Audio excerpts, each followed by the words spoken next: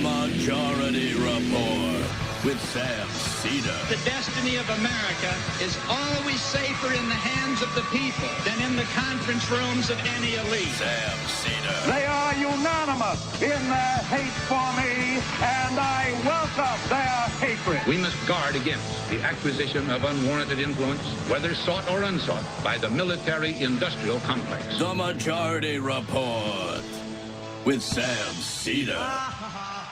Ever get the feeling you've been cheated?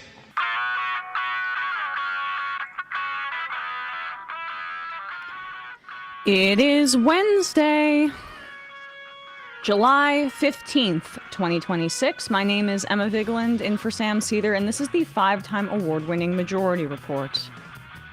We are broadcasting live steps from the industrially ravaged Gowanus Canal in the heartland of America, downtown Brooklyn, USA.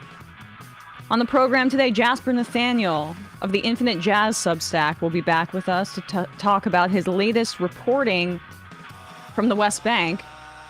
And later in the show, Kai Newkirk, candidate for Congress in Arizona's 4th Congressional District, will join a pre-recorded interview with Sam. That primary is, I believe, next week. It is. Thank you, Brian. Also on the program, ICE has killed a 3rd person in a week. This time in Florida, as the man tried to flee and was hit by a truck. ICE said it was pausing its vehicle stops for the time being in response, but then Trump went on Truth Social and said, no, you're not. The ICE officer who killed Johann Sebastian Duran in Maine was a new recruit, according to The Atlantic. The U.S. strikes Iran for the 4th day in a row. Senate Democrats did something. They blocked the National Defense Authorization Act temporarily in protest of the Iran war. Catherine Clark, the number 2 Democrat in the House, breaks with Jeffries and backs cutting aid to Israel. Mahmoud Khalil has filed a lawsuit against the federal government for being jailed for his speech brought under the Ku Klux Klan Act of 1871. Get him. Yep.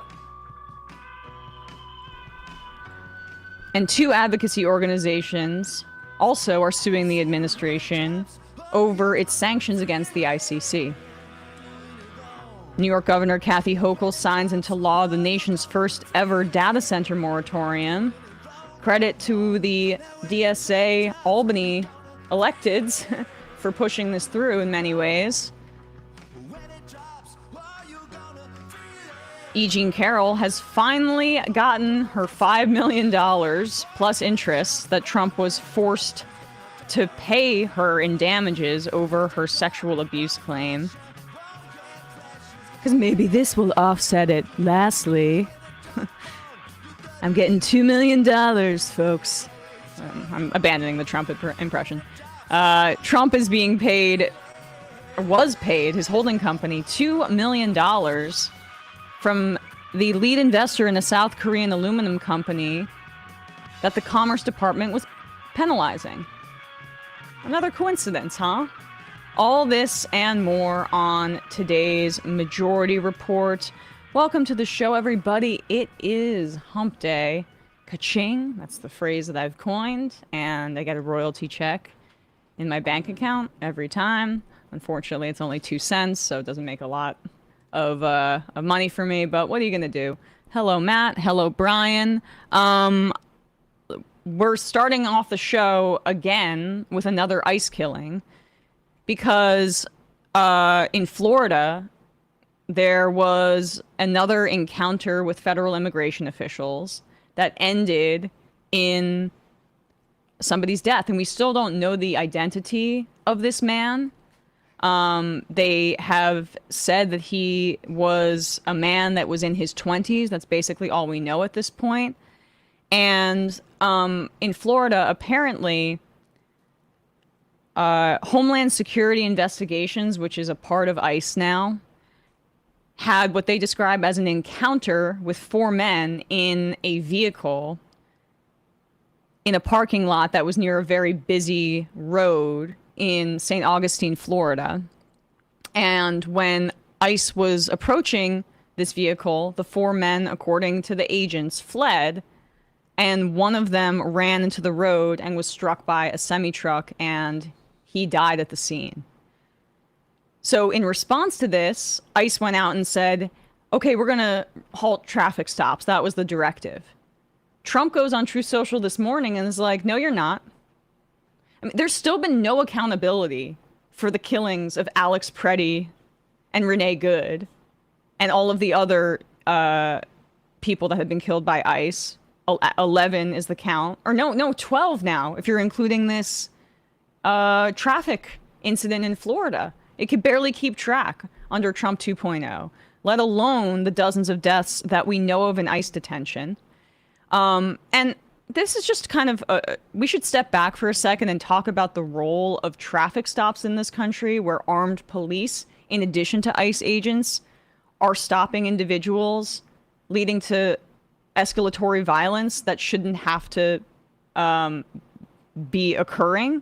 You know, there have been studies on this about how police stops that are related to traffic incidents result disproportionately in deadly situations, specifically also for people of color, black people in particular. Black people are 12% of the U.S. population, and they're a quarter of those killed in traffic stops. And so, like, this is just a federalizing of racist policing, and it's largely directed towards Latino immigrants. But of course, we have Somali immigrants, Syrian immigrants who have been impacted too. If you're Muslim, black, brown, whatever, you're also subjected to this federalized racial profiling. Executed by people who are even less able to do it than cops are. Like, this idea that we have these, like you said, the shooter of Joan was a new recruit. All of the previous stuff was guys who'd been on the force on this immigration things for a long time, which shows you how good their training has been. But now we're getting just the complete live wires who signed up for the bonus and hadn't been like actual law enforcement officers or whatever prior to this. And they, of course, they're just getting in there and they're killing people. They're flying off the handle because that's like, well, they joined when it was essentially, you know, open season, and they were seeing Fascist those goon squad time. mass deportations. Now these are the people that got excited by the bloodlust of this fascist administration and joined for that very reason. You know, we don't hear too much about the Proud Boys anymore, but they were standing back and standing by for an application in the mail, weren't they? And it's like every time you hear about them when they kill somebody, it's like, oh, well, he wasn't actually the target. We were actually after the Freddy Krueger of the neighborhood. And isn't it so important that we're there? No, actually, the cops should do that. Right. Why? That's what we have cops for. Like, to the extent, like, why do we need even less people less trained than police officers on the job for like 6 months, going out and getting the really scary guys that you say are out there? No, F off. Right. And so this is, as I say, the third ICE-related killing in a week. Here's Caitlin Collins talking to Tom Homan, Mr. Kava Bag, and talking about these latest ICE killings. Homan makes this outrageous claim about vehicle attacks, and Caitlin Collins is like, wait, that is not related to what we're talking about here in Florida at all. Have to consider where do I stop it, or do I wait till he stops, or should I approach him before he gets into the car? I mean, that's a 2-ton weapon. The average weight of a vehicle is 2 tons. So sometimes it makes sense not to let him get behind the wheel of a 2-ton could be a weapon when vehicle attacks are up, like I said, 3,400%. DHS doesn't say he was trying to hit him with their vehicle in this. They said that he was fleeing the scene and they feared for public safety. They didn't say that he was trying to I can't speak what DHS says. I'll say what I've always said, is that we're going to let the investigation play out and find out where it lands, because we don't know how many cell phone videos are out there. We don't know if there's city cams and telephone poles. I certainly don't know all the witness statements. I haven't seen the statement from the officers. So, sorry, but this is him explaining to the agents why you can't lie as brazenly as you clearly have been up until now, saying like, oh yeah, he tried to hit me with his car. It's like, well, there's actually all these videos that are coming out of this stuff. Well, I mean, where are the body cameras is then the question. We're going to talk about that in just a second because they're supposed to be implementing those. But what's funny, and Brian brought this up earlier, he cites that outrageous 3,400% increase in vehicle attacks that, you know, the ICE agents are saying is their statistic. That is a DHS statistic, and then essentially goes on to say he can't speak to what DHS says.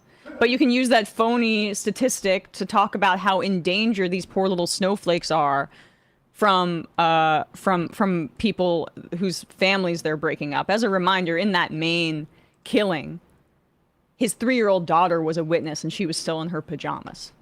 But here's a little bit more from Tom Homan. Cams and telephone poles, I certainly don't know all the witness statements. I haven't seen the statement from the officers.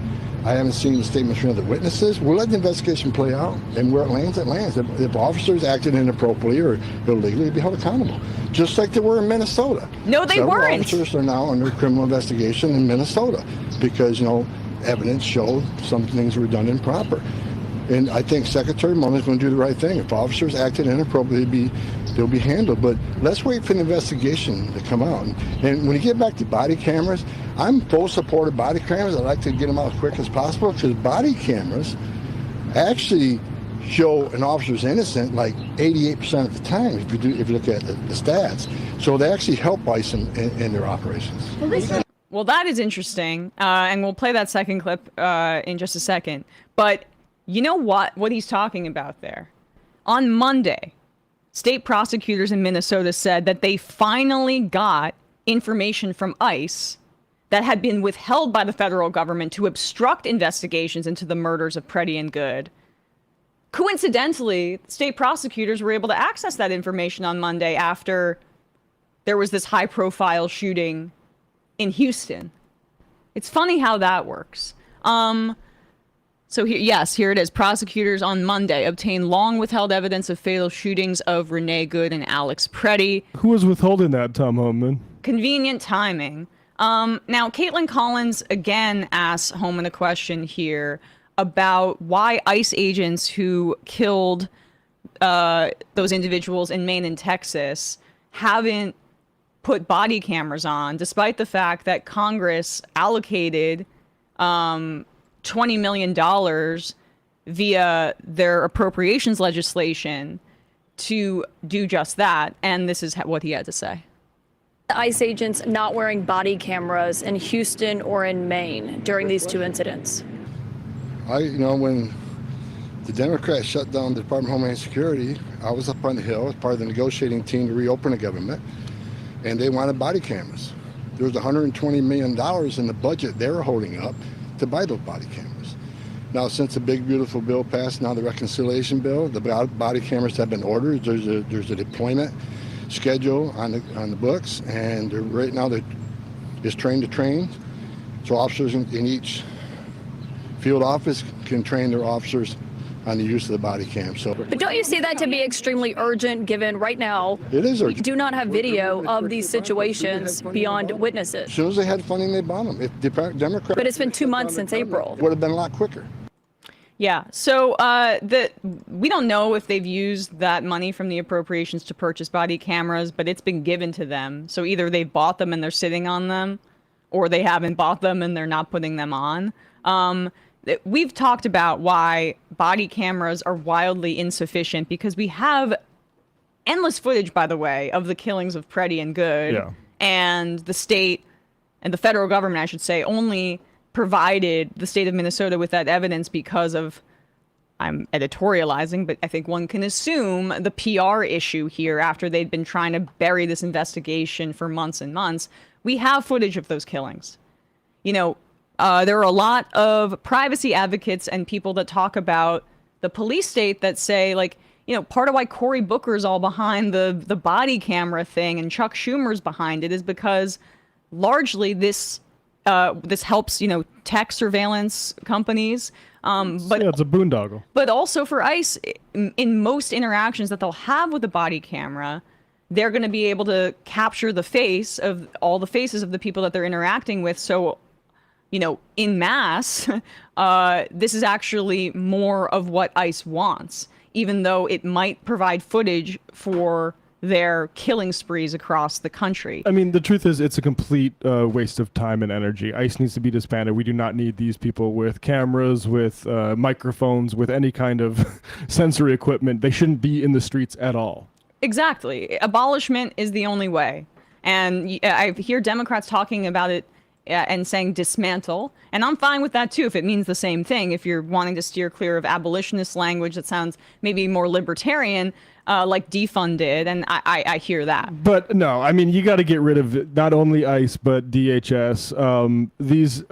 All this stuff needs to be wound back entirely. You can have border protection, but even like I said with the scary criminals that DHS, they are not the ones equipped to do that.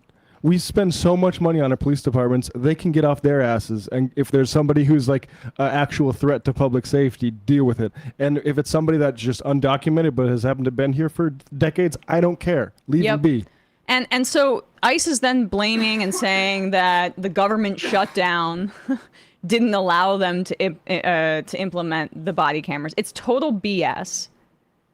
The ICE was still operational in the middle of the government shutdown. And in addition to the $20 million that I just mentioned from the appropriations legislation, in July, ICE, or earlier, July last year, not this year, sorry.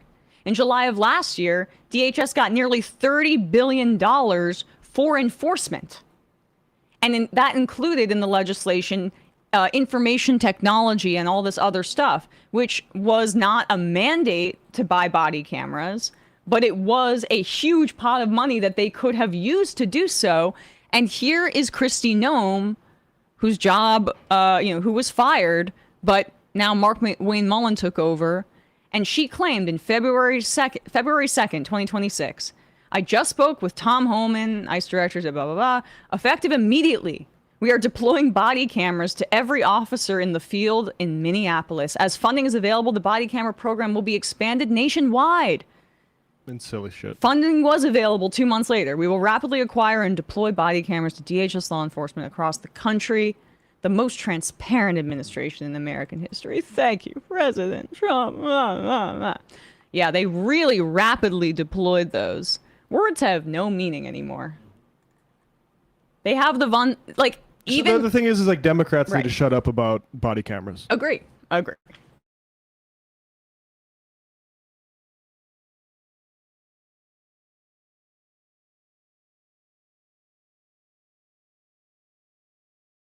Stalkers, scammers, hackers, but you're not sure what to do? Well, here is what you do. Go to www.deleteme.com/majority and enter code majority. You will get 20% off. Delete Me removes your personal information that is being sold online, and I can speak from personal experience about this. Before I even joined the show, I was recommended as I started to enter this field where, I'm on camera and my face is out there, here, you should really get Delete Me. This helps protect you. And I've been using it ever since. In the age of AI, we're all especially vulnerable to scammers using your personal data that's just floating around on the internet. Have you ever Googled yourself and found your home address, phone number, and the name of a family member? It can be unsettling, but the good news is that Delete Me can help, and you can get an individual plan for a little over $8 per month. Discounts get even better with a 2-year plan, or when you enroll with your partner or family. Delete Me does all the hard work to wipe your personal information from data broker websites. These data brokers literally sell your information. They aggregate it and sell your information. And so Delete Me catches that stuff and protects you. Thanks to Delete Me for sponsoring the Majority Report. Take control of your data and keep your private life private by signing up for Delete Me. Now with a special discount for our audience, get 20% off your Delete Me plan when you go to www.joindeleteme.com/majority and use promo code majority at checkout. The only way to get 20% off is to go to www.joindeleteme.com/majority and enter code majority at checkout. That's www.joindeleteme.com/majority, code majority, link down below in the video and episode descriptions and at majority.fm. And lastly, I would like to thank ZocDoc for sponsoring today's episode. I am a big fan of ZocDoc. I found my dentist, who I like enough to go regularly to, which is saying something because nobody likes the dentist. I found him through ZocDoc. I know Sam found an emergency dentist as well when he was in a different part of the country and had an issue with one of his teeth. I mean, what a loser, right? One of his teeth, he found an emergency dentist through ZocDoc. And it's just kind of incredible to me that every doctor's office doesn't use this interface, because you have the ability to look at the calendar ahead. You can see which slots are available. And for somebody that really hates playing phone tag and like dealing also with, you know, an automated system when you call your doctor's office and you want to make an appointment and it might kind of discourage you from doing it at all and making an appointment at all. ZocDoc takes that anxiety and frustration away through being able to see availabilities just on your screen via a calendar. ZocDoc lets you search and compare local in-network doctors. ZocDoc's website has tons of reviews from real patients and detailed doctor profiles to help you choose the right one. You can see actual appointment openings and click to instantly book a visit. Appointments happen fast, usually within 24 to 72 hours, and you can even score same-day appointments. Your health matters, and taking care of yourself shouldn't be complicated. Find and book the right doctor with ZocDoc. Head to ZocDoc.com/majority to get started and check that appointment off your to-do list. That's ZocDoc.com/majority, ZocDoc.com/majority. And we will put a link down below in the video and episode descriptions and at majority.fm. Okay, quick break. And when we come back, we'll be joined by Jasper Nathaniel. We are back, and we are joined now by Jasper Nathaniel, friend of the show, independent journalist covering Israel's occupation of the West Bank on his Substack, Infinite Jaz. And we should say he's currently offering 20% off his subscriptions to his Substack because, you know, it's tough out there for independent journalists, especially doing this kind of work. Jasper, welcome back to the show. Thanks, Emma. It's great to be here with you. Yeah, it's great to see you. I'm glad that you are safe because we're going to play a lot of footage from your reporting in the West Bank. You just got back, and there's a lot of attention right now on Representative Ro Khanna's detention by the IDF and settlers, and we will get to that.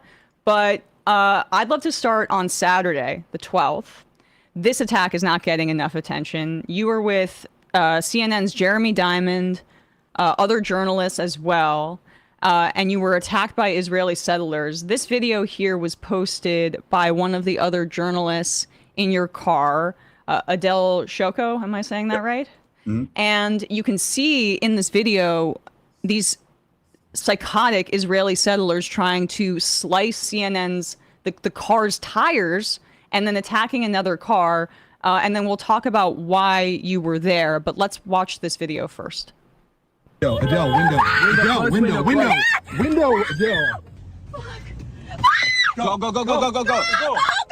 Go.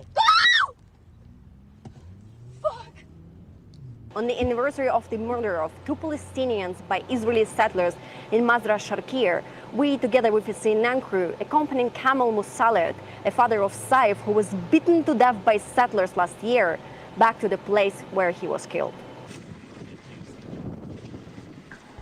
I'm being completely honest. The first thing I've heard that actually scared me was the mayor of Sinjil saying, there's a guy on the mountain with an M16 who shoots from afar.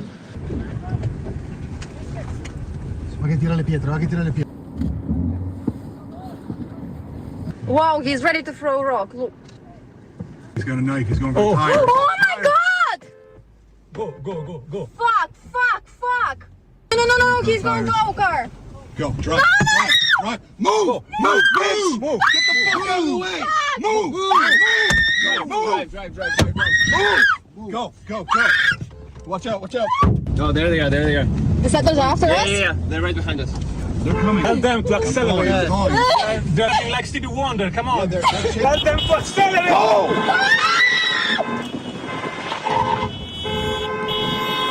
Fucking move! Fuck. There are more of them. Go. Shit. Oh, fuck! Go. Fuck! Go, go, go, go, go, go, go. Go. Hey, we fucking did it. Those fucking little bitch-ass settlers, fucking sticks, and their fucking stones. We fucking got there. And they're still following her. Are they coming into Sinjo? Yeah. They're coming.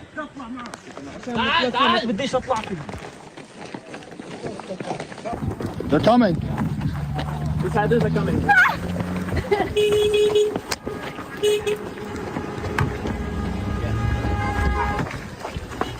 Non funziona la macchina.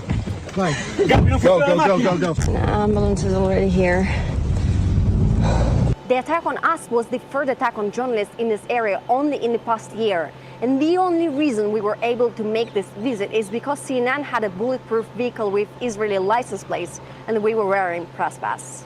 Since last April, settlers have occupied this land. They are now literally living in Palestinian homes in Area A, which is unprecedented. This one, last time I was here, we saw a settler outside sweeping the steps. What left us with a broken windshield would likely have meant another Palestinian victim if Palestinians had tried to return to their own land.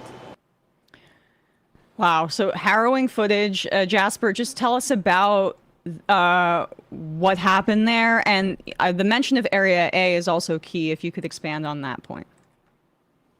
Yeah, maybe I'll start there. So the area that we went to, it's in a village called El Mezra al-Sharqiya, which, if you recall, Mohammed Ibrahim, the 16-year-old Palestinian-American kid who was abducted by Israeli soldiers last February and held for almost a year. It's a town where he's from. It's a town where his first cousin, Seifola Musalet, was from. It's a one of the wealthier, more privileged villages in the West Bank that's made up of about 80% American citizens. The town, about last April, a little over a year ago, settlers, for the first time ever, entered the village. Specifically, they went into their olive fields, which are on a mountain, and they just began attacking anybody who came into their own fields. The mountain is Area A, and so what that means is, according to the Oslo Accords, which divided the West Bank into areas A, B, and C, Area A is supposed to be entirely administered by the Palestinian Authority. Israelis are not even allowed to go there, according to Israeli law. So historically, settlers have built their settlements and their illegal outposts in Area C, and that's where most of the worst attacks are, like Masafra Yatta, the place where no other land is filmed. That's all Area C for the most part.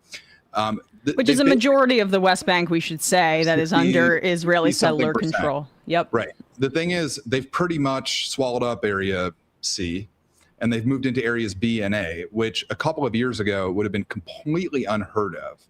And so this is just one of many places across the West Bank, including in Jenin, where there's a new outpost in Area A, where settlers have just entered there and are living there now. And it is just a reflection of their complete impunity. And so they've been living there since April. Last July, a year ago, Saturday, a group of Palestinians from El Mezra al-Sharqiya tried to return to their olive fields, and they were set upon by over 60, maybe over 100 settlers who basically hunted them through their own land for over 2 hours while the IDF pepper sprayed and blocked anybody who tried to help them. 2 people were killed. Mohammed Shalabi was shot dead, and Seifola Musalet was beaten to death. So the trip on Saturday was with Seifola's father, Kamel, to try to return to the olive fields, to the place where his son was killed. And it was both a tribute to his son. He wanted to get to the place where his son took his last breaths, but also it was supposed to be a sort of moment of defiance to, show the settlers we're not afraid to go to our own land. I should say, it's as your audience knows, I'm sure, things are about as bad as they've ever been in the West Bank right now. I just got back from a month there. I frankly lost count of how many attacks I personally saw, how many times I was assaulted myself. But even saying that, we knew that this particular trip was a very dangerous proposition, because the settlers now are literally living in the farmhouses that the Palestinians built on that mountain. They treat it as if it is their land now, and anybody who goes near is guaranteed to be attacked. It's not even a question. And so that's why CNN was there in an armored vehicle with bulletproof windows and slash-proof tires. And, you know, if we had those resources, we would have done the same, but we didn't. So we were in a rented Kia with no bulletproof vests. But, you know, we actually got to the place where Saif was beaten to death. And, you know, I was really happy that Camel got to reach that place for the first time since his son was killed. I think it meant a lot to him to be able to get there. But in just the most predictable thing ever, while we were there, we saw this car full of settlers speeding towards us, block the road. They went after the CNN car first. They couldn't get into it. They couldn't, you know, break the windshields. They tried to slash the tires. It was just too armored. So then they turned on us. And as you saw, you know, they smashed our windshield. And I think it's fair to say that it was a very close call, because had they gone for our tires, they would have had no problem slashing them, and we would have gotten stuck out there. And that is exactly what happened to Saif a year earlier. Was he got stuck on the Baton when nobody was, the Baton is what they call the mountain, when nobody was able to reach him, and he was killed. And so, you know, it was a close call. We made it out, obviously, but I think that, you know, the takeaway is this, you know, we as a group of Western journalists went there and we got attacked and we had this really close call. The Palestinians, who don't have armored vehicles, who don't have the, you know, benefit of a cameraman following them around, knowing that this is going to be in the mainstream press, like, the stakes for them are just infinitely higher. And it's just frankly not worth most of them trying to get to their land. And so I think in part, you know, we went there, and a lot of the dangerous places that we go as journalists, we go to show this is what it's like to try to get to this place if you are a white Western journalist with all the protections that come with that. Just imagine what it would be like for a Palestinian to try to come here. Right. And I mean, I know that you've tried many times to reach out to Mike Huckabee, who's the United States ambassador to Israel. Have you heard from him at all about this particular incident, the attack on you yourself as an American citizen? Because also, I mean, we should say their response about the killing of a Palestinian American citizen here has been, I mean, to call it insufficient would be to downplay the severity of the depravity. I have not heard from the embassy, and I've reached out many times. You know, Huckabee himself, actually, after Saif was killed a year ago, he met with Kamel, the father, and they had a long talk. And he promised that he would do everything he could to get justice for him. 2 weeks later, he went on television and he denied that they even knew it was settlers who killed him. And then Kamel never heard from him again. He knows that settlers have occupied this American-owned land. You know, the irony here is that a lot of these Palestinian guys are from Florida, and they have stand your ground laws there, obviously. You know, this is a private property issue among many others. You would think that these sort of dyed-in-the-wool Republicans like Mike Huckabee, like Marco Rubio, like Donald Trump would want to stand up for Americans' rights to their private property, to be able to stand their ground. But, you know, of course, there's just total deference to Israel. So the short answer is no. There's been absolutely no support from the embassy. I think, you know, the benefit of having a CNN crew there and Jeremy Diamond is that it's pretty much guaranteed to get attention whatever happens. And so after that incident went viral, they went and arrested 4 people from the mountain. Now, I haven't heard of any charges. I would be shocked if they were held for more than a couple hours, or if any of them ever did any time. But, you know, this is how Israel does its PR. The same thing happened last year when, you know, I documented this brutal attack in Termessiah. They make one arrest, a token arrest, but the bigger issue of the fact that this a mountain has been stolen by settlers. They are living in homes that were built by Palestinians. That will just go completely unaddressed.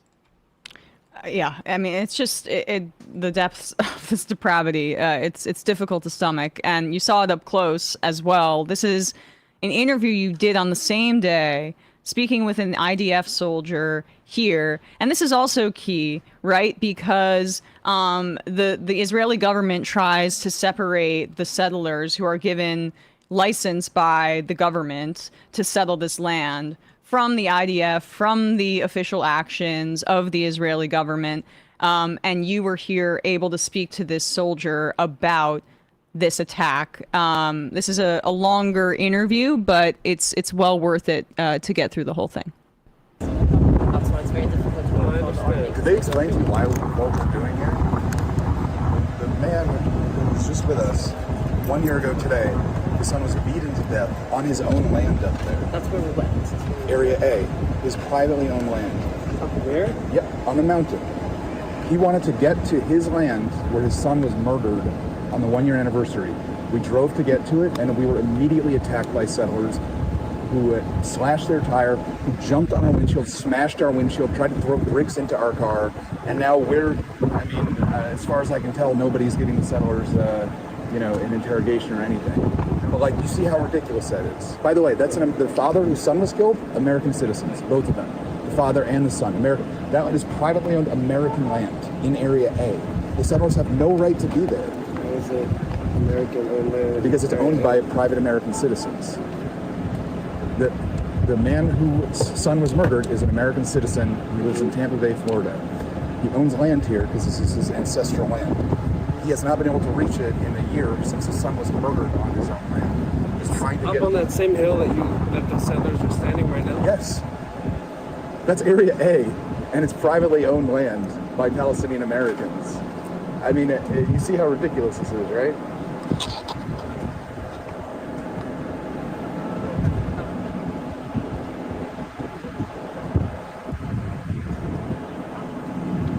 I understand. The settlers should really be, I don't know if this is your jurisdiction or not, but they should be evicted. It's our jurisdiction. Okay. The settlers have no right to be there. You know that the farm up on there, it's not area. The farm that's on top of the hill? It's privately owned Palestinian land. No, on top of the hill? It's not area. It's white farm. It's white farm. It's already farm. They've taken the entire mountain. They own the mountain now. If I tried to reach it last October, I was immediately attacked with a group of Palestinians. They own this entire mountain. The minute we drove onto it today, we got attacked.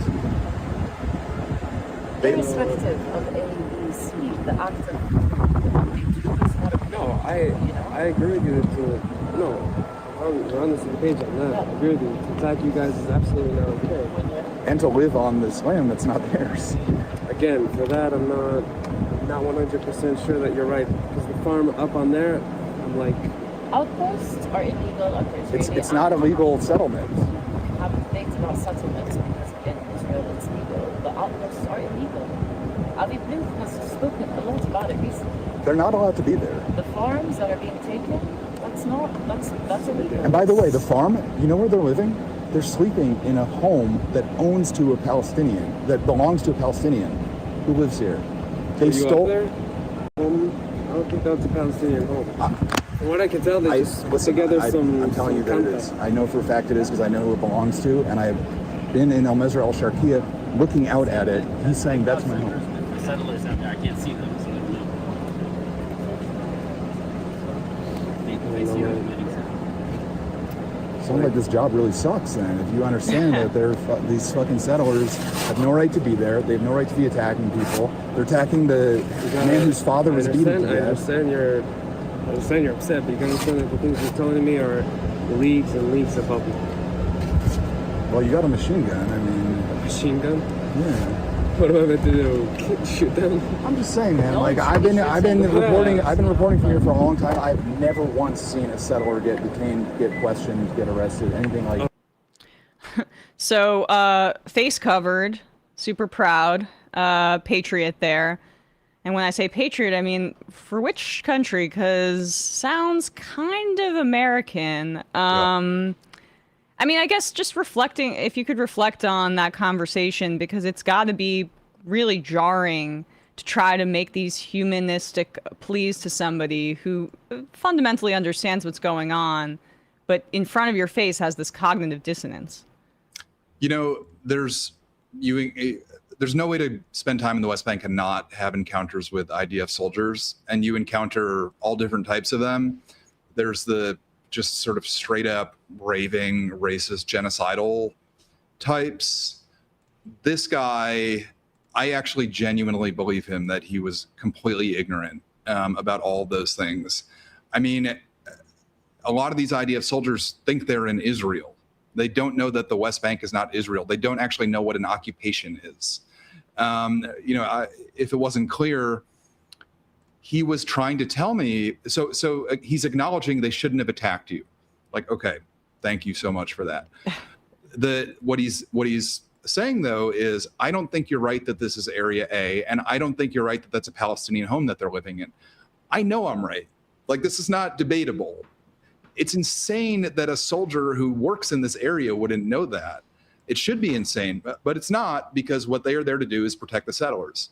And so even if you were to like accept all the sort of premises of the Oslo Accords and the Israeli government, even Mike Huckabee, frankly, like there's very few people, Smotrich being an exception, Ben-Gvir being an exception, there's very few people who would say, yes, yes, settlers should be able to go into Area A and take Palestinians' homes. Like, that is supposed to be one of these just off limits things, but it just shows how far we've gotten, that they're doing this now, and a soldier like that just doesn't even realize that we're talking about Area A.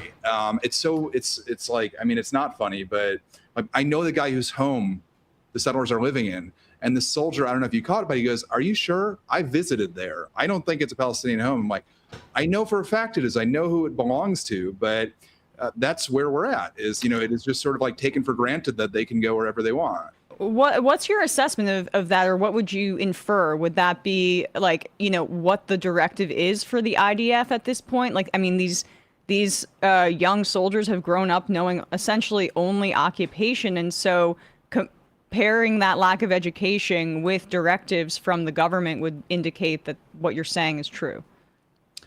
I think that I mean, I don't know what that particular, like that soldier was part of a unit. The commander was just like one of these complete aggressive, cruel, sadistic. I mean, while that was going on, he was trying to steal the CNN cameraman's memory card. And I just sort of, you know, this guy was off like throwing a tantrum about the camera, and I was like, I'm gonna go talk to this soldier who looks like he's just scared to be standing there. So I don't know what what that unit, like the units are all kind of different in some ways. What I can tell you is that institutionally, the IDF is completely aligned with the settler movement. The settler movement right now, like I said, they are setting their sights higher. They have gone through Area C, and now they're going to Area B and A. There's also a feeling with this Israeli government, they don't know if they're going to get voted out in October. So Smotrich and Ben-Gvir and even Netanyahu are basically saying it's time to step on the gas. We need to take as much land as we possibly can in case, you know, we're out of here in a couple of months. And the IDF is just fully on board with that. And so, you know, they're like, I have witnessed many attacks where the IDF is actively taking part in the attack, or they're protecting the settlers. But in cases like this, you have somebody who just like, he's just a sort of cog in the wheel. Like, he doesn't even realize where he is or what he's supposed to be doing. He just sort of takes it for granted that, like, yeah, of course the settlers are allowed to be. No, they shouldn't attack you, because like I was taught when I was a kid that, you know, it's bad to do that. But the more important question here of like, whose land is it? It's just completely lost on him.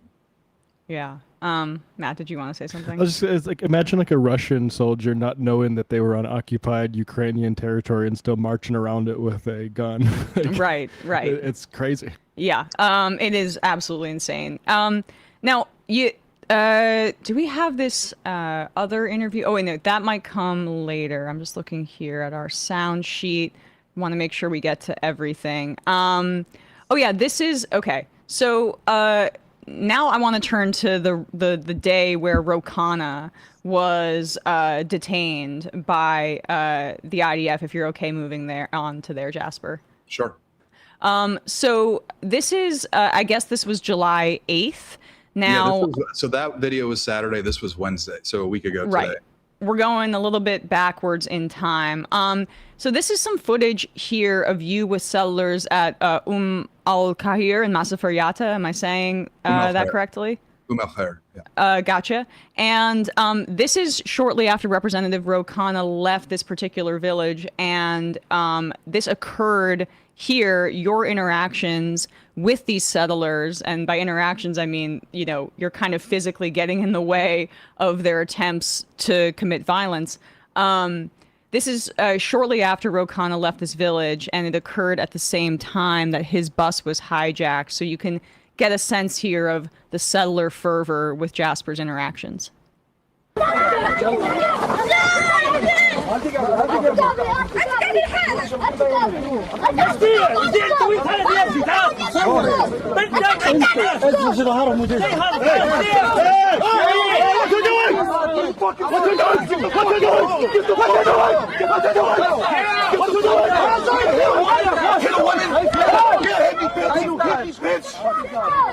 Get the fuck out! Calm down. Don't fucking touch me! So you can see there, they're holding Israeli flags. There's other footage of them holding, hanging Israeli flags. You're in between the group of Palestinians and these settlers who how frustrating is it that you can't just deck them? I mean, I don't know. I or you're going to get in trouble. That's my first reaction to that video. Yeah, no, that's what everybody is saying. I mean, look, nobody wants to punch that guy in the face more than me. The reality is, if I punch that guy, the minute I'm out of El-Khair, he's coming back and he's going to burn the village to the ground, or he's going to, beat a Palestinian to an inch of his life. They tell you, whatever you do, defend yourself, defend the people, but do not ever be the aggressor, because you won't be the one to pay the consequences. It'll be the vulnerable people. So, yeah, it is difficult, though. It takes a lot of restraint to not hit a guy like that. So then I guess just this particular day, what was happening on this day, and how did your visit and reporting to this particular area in Masafar Yatta fit into what happened with Representative Ro Khanna? And I guess Cam Kasky was also with him? Mm-hmm. Yeah, so I'd been staying in El-Khair for about a week, and I got a call from Ro Khanna's office that they were going to be in the West Bank, asking if I had suggestions for places they could go, people they could meet. I went and I talked to the sort of village council in El-Khair. I mean, I told them flat out, listen, this guy does not have perfect politics, in my estimation, on Palestine. And I talked them through sort of where he's at, and they said, yes, he should come visit. So I connected him with the people there. He came to visit. He came the morning after. I mean, that last week, there were attacks basically every single day. There are always attacks there, but it was a particularly violent week. This is also a place where a settler murdered Auda Hathalin last July on camera. Was never arrested. So anyway, he came with his little delegation, including Cam Kasky. They showed him around. They showed him a home that the settlers are actively trying to steal right now. The flag planting thing that you saw there is basically the settlers come into the village, they try to plant flags, and after they do that, they then come back with a fence and they start fencing off an area. It's the first step in them stealing more land.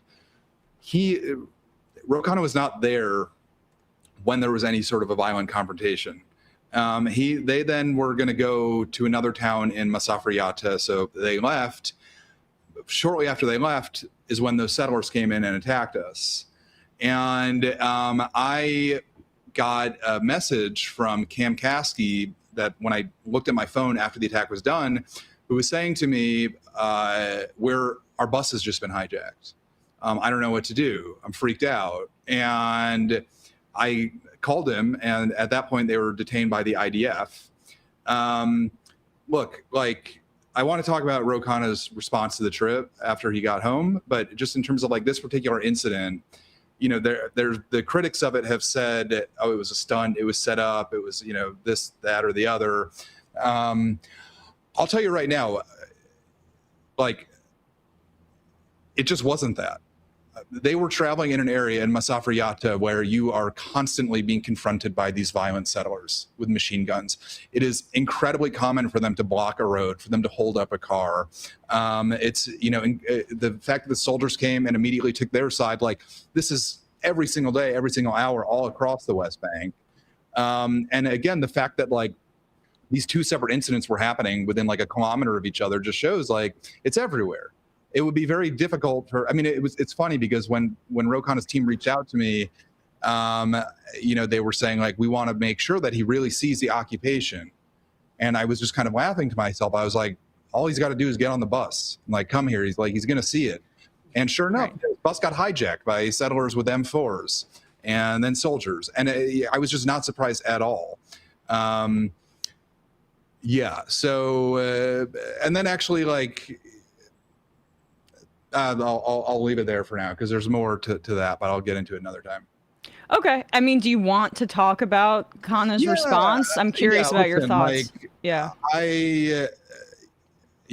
mean, the way Ro Khanna and me started talking in the first place was earlier this year. He made a vote to defund UNRWA. And I called him out publicly for it. And he actually, and the tweet, was getting shared a lot. And he responded to it publicly and said, I didn't know that was in the bill.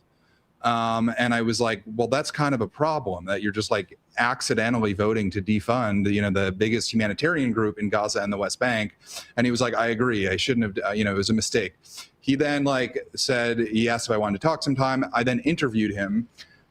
In that interview, I pressed him on things like whether the Iron Dome is actually a defensive tool or not, or if it is just sort of a shield for them to commit genocide with impunity.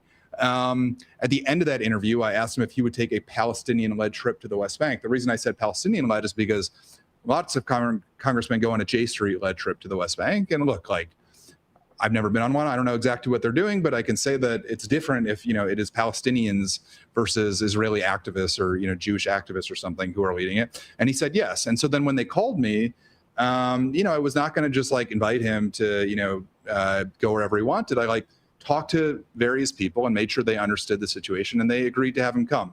And I have to say, after hearing what happened to him, I thought he, if anything, is going to, get somebody to, what I think is the right position on Israel-Palestine, it's something like this, to just get to experience it firsthand.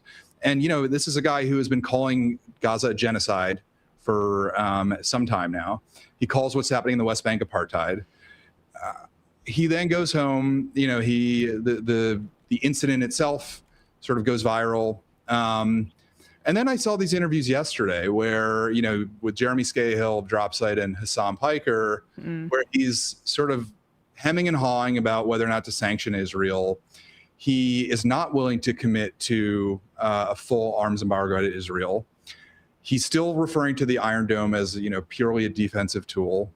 And I just got to say, I don't know how you can square the circle of going to a place, experiencing apartheid firsthand, seeing the way, violence is used to enforce two sets of laws, to know that there's genocide happening a few kilometers away, and then go home and not be prepared to say, we should not send them another dime, not another bullet, nothing. Even if they want to buy it, absolutely not. I don't know how you go back and sort of maintain this Israel has a right to defend itself rhetoric. And so, look, I am not, it's not my job to cast people out, call them irredeemable. I still think it's positive that he was there. I've talked to the Palestinians there again, and they know what they're watching all this too. They're following it too. There's still hope that what he experienced will translate into a coherent worldview, or a coherent policy set that is actually fully supportive of Palestinians and their right to resist and their right to freedom.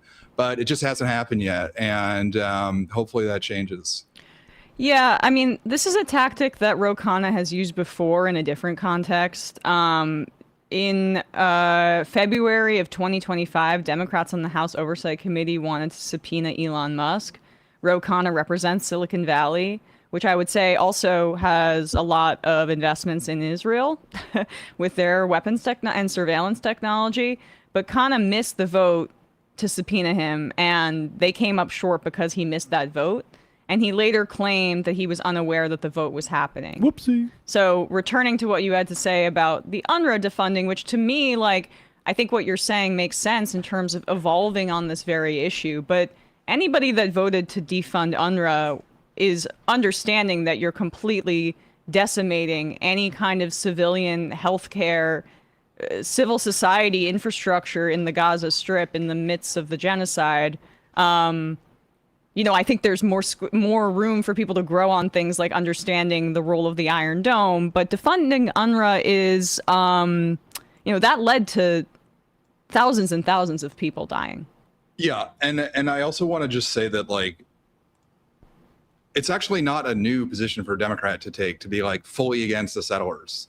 Like, J Street is famously against settler violence. The same time that Ro Khanna was there, maybe a day later, like a New York rabbi went and like filmed a video talking about how it was his Zionism that like led him to go there and speak out against the settlers, which I thought was like an absolutely repulsive thing to do. But the disconnect that happens is you see these people who are completely defenseless, like literally defenseless, up against people with machine guns, with the full support of the military, with the full support of the army. And the intuitive thing to think should be like, these people need to be protected. The settlers who are tormenting them and the army that's behind them need to be fought back. The question that Jeremy Scale was asking him yesterday about, like, did the fighters in Gaza have a right to go after the military bases in Israel? Like, that's not really that different from what we're talking about here. Like, do you think that these Palestinians should just have to take it? Just get murdered and killed and starved and beaten and have their schools shut down and have their humanitarian agencies shut down. And if they so much as throw a rock in return, they will either be shot dead or thrown in jail. Like, do you think that's how it should be?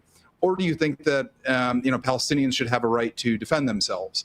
And so I think that there's this sort of sleight of hand that happens with a lot of liberal Zionists, frankly, where it's easy for them to speak out against the settler violence, especially when it's against one of these like really vulnerable Bedouin communities where there's no armed resistance. But you take it one step further and it's like, what needs to happen for the Palestinians here to be able to have a chance to survive? And the idea that like they would possibly, take up arms, or that Israel shouldn't be able to, do these things and have an Iron Dome to make sure they could never face a counterattack, that's just out of the question. And I think it just shows that, like, even when you have somebody evolving on this issue, we're so far from any mainstream Democrat saying something like Palestinians have a right to defend themselves. Palestinians have a right to have their own military.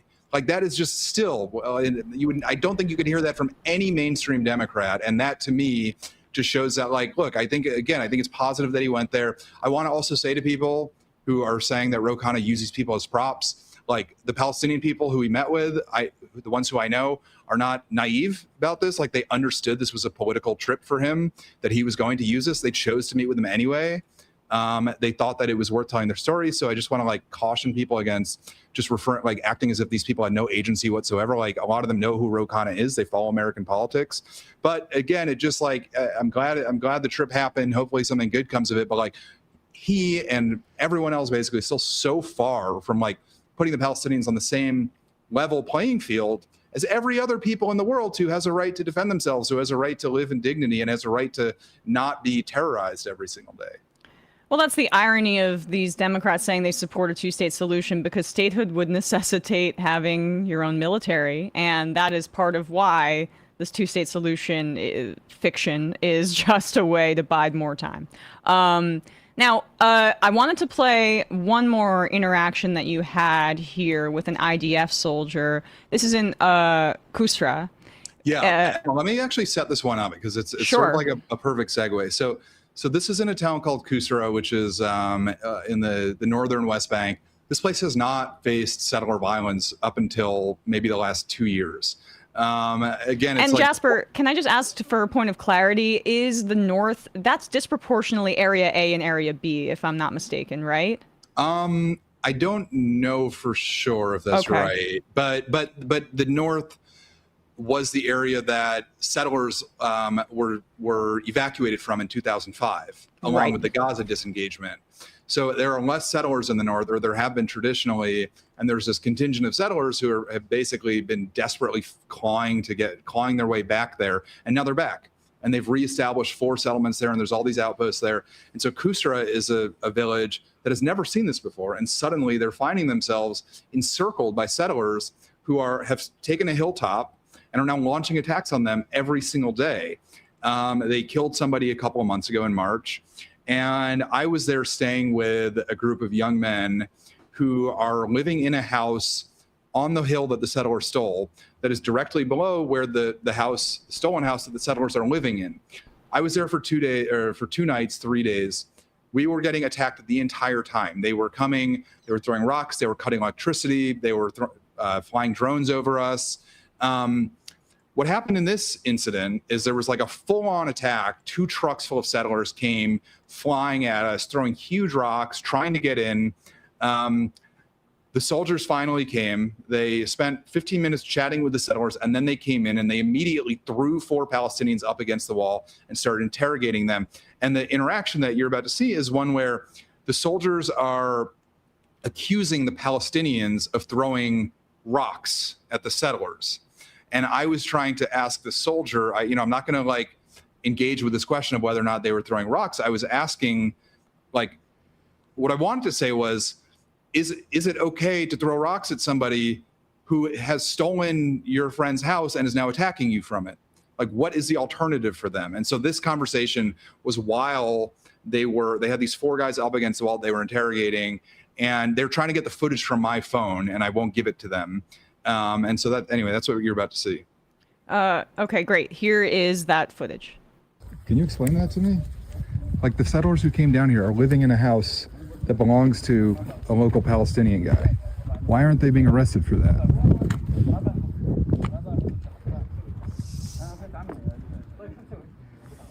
You don't know? What are you saying? Okay, the settlers who came down here are living in a home that belongs to a Palestinian in Kusra. They stole his home, they're living in it, and now they're driving down here and attacking the locals. Why is that allowed? My video show differently. What? I'm not talking about video. I'm saying talking about video that I got from this house. Okay, but I'm asking something different. No, why are they allowed to live in? I'm asking something. Why are they allowed to live in a house that doesn't belong to them? Why they're allowed to go on the roof and throw rocks? I'm not asking about that. I want to know why they can steal a house. No, I'm asking about it. Okay, I don't know. I'm not a lawyer here, so I can't answer your questions. I'm not a lawyer too. But you are you police or army? No, I'm army. Okay. Yeah. Why are they allowed to live in a house that does not belong to them? That's not my answer to give you. Okay, got it. But it does seem a little ridiculous, right? No. No? Okay. If you know the laws here. I know the laws here. So the army, what's their job? No. I'm saying it seems ridiculous that. By the way, I'm Jewish. Okay, I could move to Israel and do Aliyah if I wanted to. You're welcome. Thank you.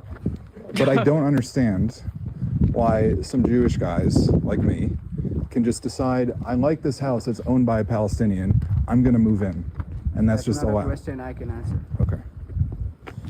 All right. If you're Jewish, you're welcome. You can go and move. I am Jewish, but I don't think I can just go steal somebody's house. I mean, I shouldn't be allowed to do that. Still, I'm not the guy to answer that question. Okay. I'm here to ask you something different. Right. And I told you, I saw these guys like come down. 10, 15. So just completely not engaging with the substance of your question. And again, I'm sorry guys, there's been some choppiness with my camera. I don't know what's going on, but hopefully you can hear me okay. Jasper, just some of your thoughts on that as well. I was listening to it. I was like, man, I really have a shtick with these soldiers. Like, asking them, isn't this ridiculous? Like it's kind of like what I was just saying about Roe. It's like nobody could possibly look at this situation where settlers have stolen somebody's house and are now launching attacks, look at it and go, the people who are throwing rocks at them or who are, allegedly throwing rocks at them are the ones who should be arrested or questioned or thrown up against the wall. Sorry, that's my dog. Happy to have you back. Yeah. But these guys, like, whether or not, these guys, I don't know if they understood how ridiculous it was or if they just take it for granted. They're like, of course Jewish people can go live wherever they want here. I can't remember if it's in that clip, but there's a point where he says, like, if you're Jewish, you can go wherever you want. And I'm just like, no, you can't. What are you talking about? Like, first of all, according to international law, you can't. Second of all, like, just do you hear yourself? That's what I want to ask them. Like, do you hear yourself? You hear the things that you're saying, but you know, it's hard to like be around the Palestinian guys and watch them go through that. Watch the way they were just like humiliated over and over by these people. And they're not, you know, if they say anything back, they might get dragged into jail, into one of Ben Gvir's jails, and tortured. And they would never be able to do the things that I was doing there. They can't question them like that. And so it's like I get to go there and sort of like, you know, challenge these guys and, you know, try to make them sound stupid. But the Palestinians there, it's just, you really can't overstate the amount of just humiliation and like indignities that they have to put up with on a constant basis. I mean, they all, like, the guy whose house they're being attacked from, it's their cousin or their uncle. Right. And they just have to sit there and take that. Like, they stole our uncle's house and they can't do anything about it except try to protect the next house and then almost get thrown in jail for it. And, you know, these are the kinds of things that happen constantly. And frankly, I think that if I was not there filming it, those guys would have been dragged off to jail. So, yeah. Yeah, I mean, it just occurs to me how it's like it's this rapacious logic of you're just going to have to sit and take it, and that feels almost like half the enjoyment for them. And it's totally disturbing to think about that level of inhumanity. Let alone see it up close. The power dynamic that's on display. I mean, I don't know, in that video you showed before, the attack in el-Khair, the settlers keep doing this thing where they stick their finger in their face and like wag it at you. Like they really just feel like they're whiny little bitches too. Like they're like 120 pounds soaking wet, and you know, I mean, whatever. This guy was literally going around kicking people in the nuts, like toddlers, throwing women and old people on the ground.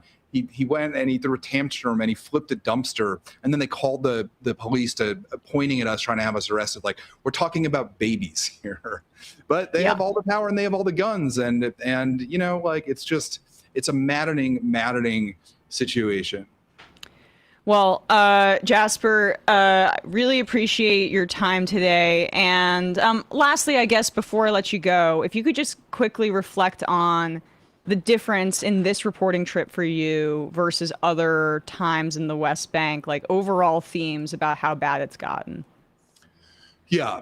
The main difference is that the settlers have just taken more land now. And there's places that I visited in the past that had never seen a settler in their life, or certainly not on their land at least, that now are facing daily attacks.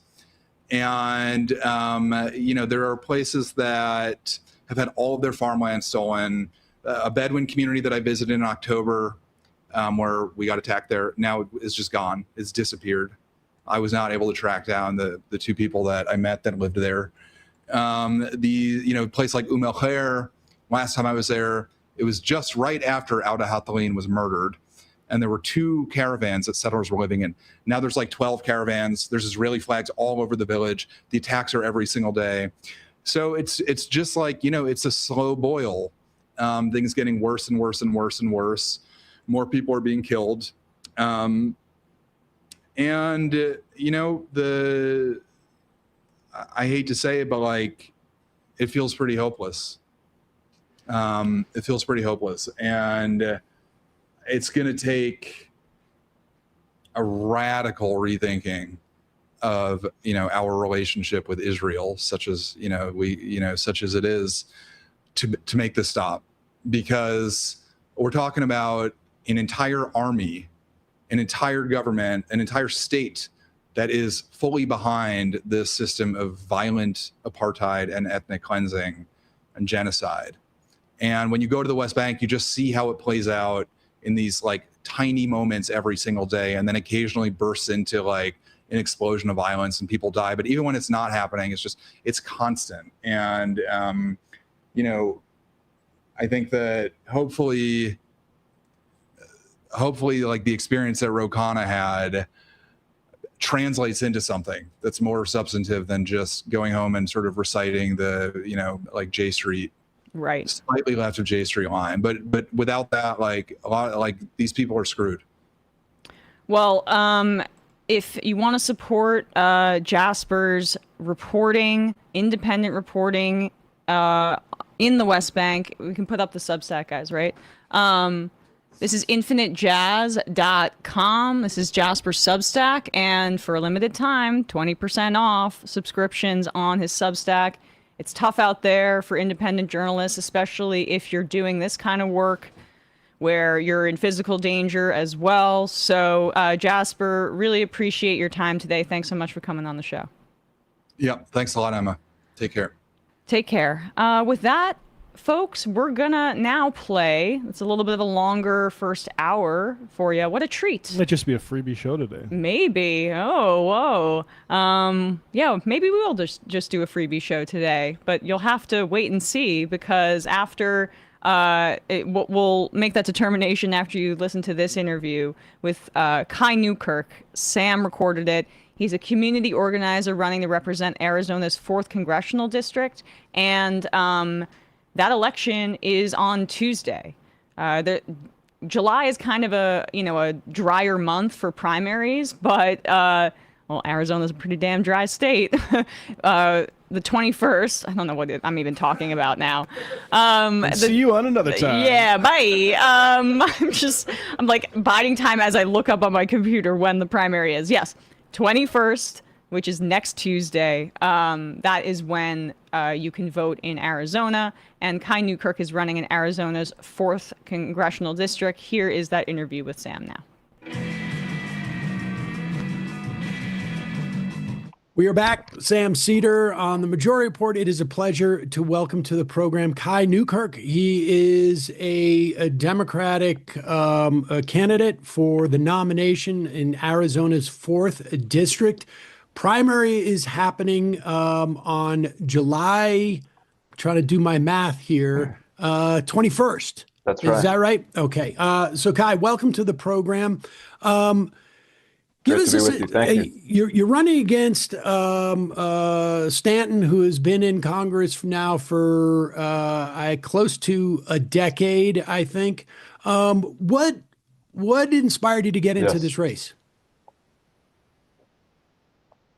Yeah, he's been in since 2018. It's always been clear to me that Stanton is a corporate Democrat that will never be part of really flipping the tables of the corrupt status quo and shifting from oligarchy, plutocracy, our rigged economy and corrupt political system towards power for the working class and a one-person, one-vote democracy that creates shared prosperity.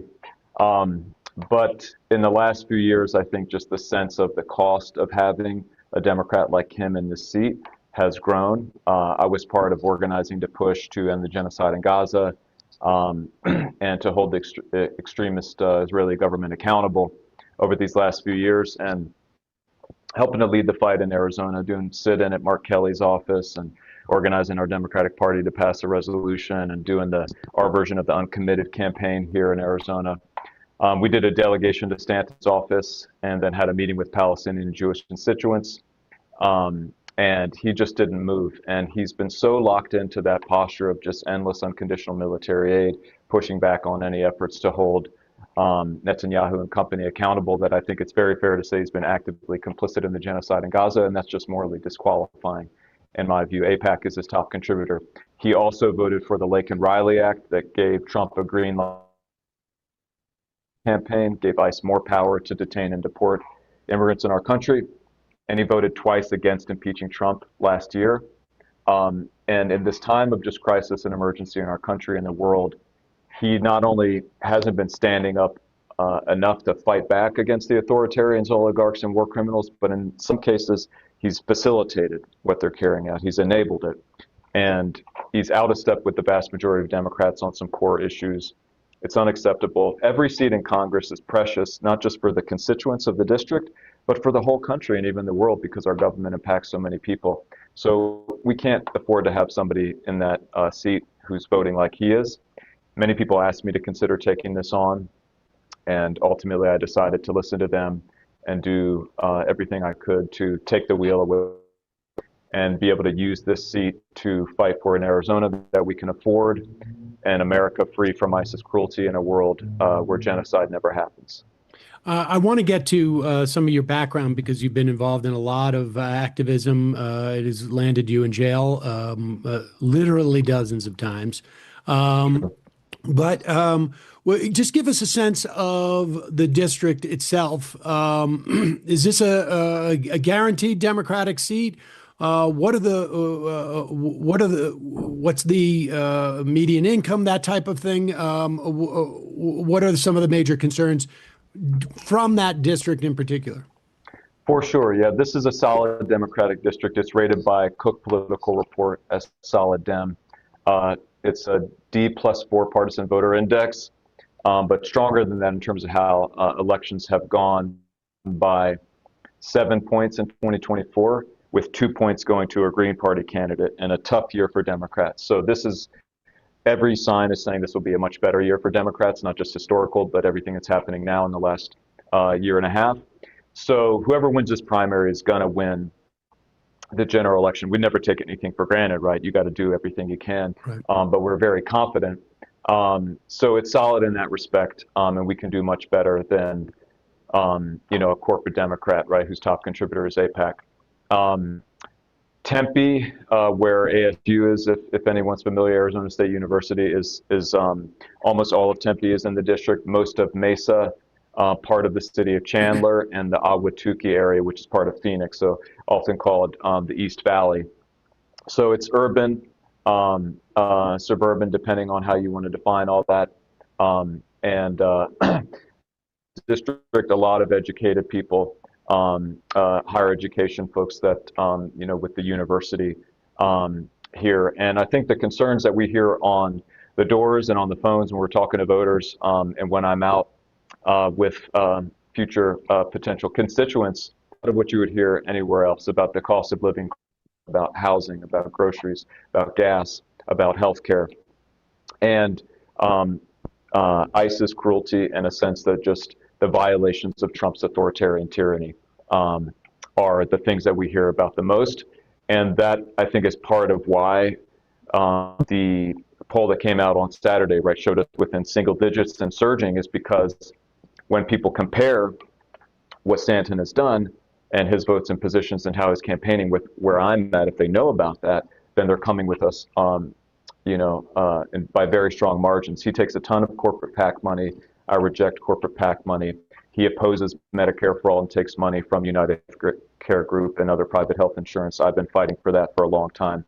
And when they hear that I'm pushing for things like tuition-free college, like freezing utility rates, like universal child care, and that I want to disband and abolish ICE and its reign of terror once and for all, and he's just talking about, reforming it, trying to rein it, and that I'm fighting to impeach, remove, and prosecute Trump and hold everyone accountable who's been participating in these high crimes and misdemeanors, then they're coming to me.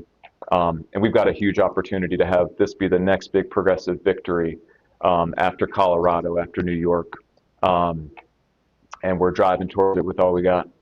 Tell folks a little bit about your background. How did you end up in jail so many times? That's right. Yeah, I've been arrested over 25 times in nonviolent civil disobedience. First time probably in 2001 when I was a college student in Washington, D.C., mass protests of the International Month. I've been a community organizer and a leader in nonviolent struggles for many years, a primary founder of nonprofit organizations and social movement campaigns, came out of the labor movement, the anti-war movement as a college student, organizing the immigrant rights movement around healthcare, best known for my work in terms of democracy, founding 99 Rise and Democracy Spring, having done a protest interrupting the Supreme Court that was captured on video, first time there was ever video from inside the court, and leading a 500-some mile march from Los Angeles to Sacramento, 12 straight days of sit-ins at the Capitol there that helped to pass 2 bills. And then in 2016, the march from the Liberty Bell in Philadelphia to DC, Democracy Spring, and mass sit-ins at the U.S. Capitol that Capitol Police said was the largest number of people ever arrested at the Capitol in one day. And I believe deeply in the tradition of nonviolent movements, of nonviolent civil disobedience and direct action.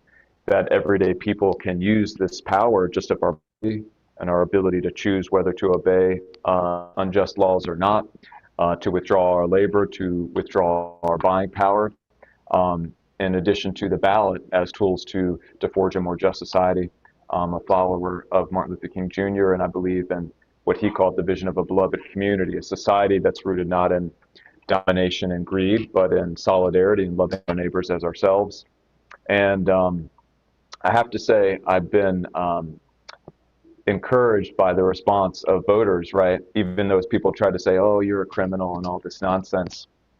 Because for me, every one of those arrests is a badge of honor, not a mark of shame, and is an act of deep fidelity to the law, because it's about the spirit of the law, which is to serve justice and truth and the welfare of the people. And obviously, we know sometimes the law and justice are in conflict. It's a way of bringing them into harmony. And they're hungry for somebody that's going to fight Trump and stand up to the oligarchs and the war criminals. And I've proven time and again that I'll put my freedom and even my safety on the line to stand up for justice. And I think that there's tremendous potential in what we could do if we had members of Congress who are rooted in those traditions of organizing, community organizing, nonviolent civil resistance, and can connect movements outside with our positions inside to overcome the entrenched opposition to the kind of changes that we need, like Medicare for all, like banning PACs, like abolishing ICE. And give us a sense of like what's happening in terms of volunteers and small donors. I mean, obviously you're going up against big AIPAC money, and that, you know, on paper, at the very least, would put you at a disadvantage. Give us a sense of what's happening on that front. Absolutely. I said when we got into this race that we could only win if we built a powerful grassroots movement. And I got in late because of life-threatening illness of a loved one, and trying to support and make sure I could be present with them. And we got in, was 13 days to the deadline to turn in the signatures. And there were supporters that were like, hey, you know, we'd love for you to win. I'd love to back you, but I don't see how you can do that, right? But so many people came together to get out there and talk to voters and get the signatures that we had to turn in 1,374. We turned in 2,250 just in those 13. And from there, we've just been building canvases happening, phone banks happening all the time over these last few months of the campaign. I'm in our office that we just opened up a week or so ago. We had an office opening that was just packed in here, beautiful energy. And, you know, Stanton, he, you know, has raised over $2 million. You know, he's co-chair of the New Dem Action Fund, one of the most powerful corporate Dems in the country, former mayor of one of the biggest cities in the country, AIPAC top contributor. Right now, there's two big money super PACs funded by AI and crypto that are coming in with hundreds of thousands of dollars. We knew we would never match that in terms of money, but we've tried to match in terms of people power. And we had his last filing, which was for all of 2025 and 2026, the first quarter, had many, many more donors than Stanton showed for all of 2025 and the first quarter of 2026. Not all of them, you know, maxing out as much as him, but it's really picking up as we build into the final stretch of this campaign. So what do you do? I mean, what do you do? I mean, we're 8 days out or so, and like, what is the key at this point? I mean, I know that there has been crypto money that's come in, AI money. Presumably, they're just gonna flood the airwaves, I guess. Has early voting started, and yes. How much does that help or hurt you in that regard? Yeah. And I mean, because you know, it really is a sort of a late breaking surge that we're seeing from your in terms of the polling, yes. which indicates that the more that people hear from you, that's right. the more they like. But that's right. Now it's a question of how quickly can you get to those people? That's right. Yeah. So mail ballots went out June 24th, and people have been voting. So now when we're knocking on doors, when we're calling folks on the phones, right, they're not just telling, hey, they support me, but they're saying they've already voted for me, right? And we're seeing around 63% now that are saying they either support or have already voted for me, around 10% for Stanton. Of course, that's when we're there at the doors. But what we've seen is that if people actually hear about his actual votes and contrast that with my positions, the Democrats are with us all the way. And so it's just been about reaching people fast enough, which we've been doing through earned media, getting in the press here, pushing our stuff, social media, street signs, canvassing, door knocking, all of those tools. And that's the key factor right now, is reaching enough people. Text messages as well, blasts from the campaign. We're doing digital ads now. We haven't gone up on TV. We don't have enough money to do that yet, but if we get enough, then we're going to do it. We're just ramping up on every different way as much as possible. And I think it's going to come down to election day turnout. I think that the poll that showed us within single digits and surging and winning voters who hadn't yet cast their ballots, 41 to 30, that showed, and that when we talk about the issues, right, that we're winning like high 60s, to the 20s or teens. It showed that it's really going to come down to the election day turnout, right, and the late breaking support. So it's about creating as much of a surge of national support, small donations, people around the country, more endorsements joining the organizations and leaders that are already with us to reach enough voters that when they have the choice and they know, okay, Kai Newkirk is running, Greg Stanton, here where they stand, we're going to win that. And our name ID, according to that poll, was around 61 or 62%. So we've got to close that gap over these final days with the voters, right, that haven't already voted. If we do that, we can send another anti-corruption, anti-genocide shockwave through the Democratic Party, not just here in Arizona, but around the country. And lastly, I'm curious about Arizona University. Do students there, can they vote in this? I mean, because my sense is, just based upon what we've seen across the country, and really over the past couple of years, Gaza and the genocide and our relationship to Israel has become a real, I don't know if I want to say litmus test, but in many respects, almost beyond a litmus test, like just sort of a sense that a candidate has any type of situational awareness much more prominently, or I should say, even more prominently amongst younger people. What's happening on that front? Yeah, it's a huge issue. I think it's a big factor for why a lot of people are supporting me, why a lot of people are volunteering, why they're part of the campaign, because as I said, Stanton's been actively complicit in the genocide in Gaza, not just voting to send endless military aid, but when Biden paused the 2,000-pound bomb shipments, he went after Biden and told him, no, that's wrong, you need to resume illegal arms sales. International Criminal Court indicted Netanyahu, Gallant Hamas leaders for war crimes, crimes against humanity. He voted to sanction the International Criminal Court, right? So he is pushing back on any effort to hold Netanyahu and the extremist Israeli government accountable and to try to stop them. So in my view, justice would demand that he resign in remorse and wash the feet of the orphans of Gaza for 2 years to try to recover his dignity. But we're just going to try to take the wheel and take that power away from him. I'm pushing for an arms embargo to end military aid, to use sanctions, not just to end the genocide, but to end occupation and apartheid and create the conditions for a just peace that's negotiated by the people there. Equal rights, human rights for all the people in the Holy Land. And it's a huge issue for young people. In the polls that we've seen, right, folks under 45, we're winning very strongly there, right? We got a lot of boomers that love us too, but we're stronger with the young folks. ASU is out of session right now, right? So we did a lot of work before they went out to try to lay the groundwork, and now it's following up with people trying to have them vote by mail. So we're not able to optimize that in the way that we could if the university was in session, when people can vote. But we're doing everything we can with that, and we've got a lot of support there. And that's going to be critical, right? That young people who see that we don't want to live in a world where our government be complicit in that. We want to shift the policy not just on Israel and Palestine, but our foreign policy in general, to say no to empire and to have a new foreign policy that puts international law, human rights, democracy, and collective security first. That's going to make us more safe as well as other people. And the stakes of this, I think, are clear, and we see it in the super that are coming in to help Stanton. They know that we're a threat. And I think you probably heard about the fact that the Israeli government, the state of Israel now, this isn't AIPAC, the state of Israel is funding this AI texting program run by Brad Parscale, Donald Trump's former campaign manager, that are sending texts in. We got a bunch around the country. It looks like it may be targeting areas where AIPAC is more involved or where there's more at stake in terms of this policy fight. but we can't let them win this. Too much is at stake.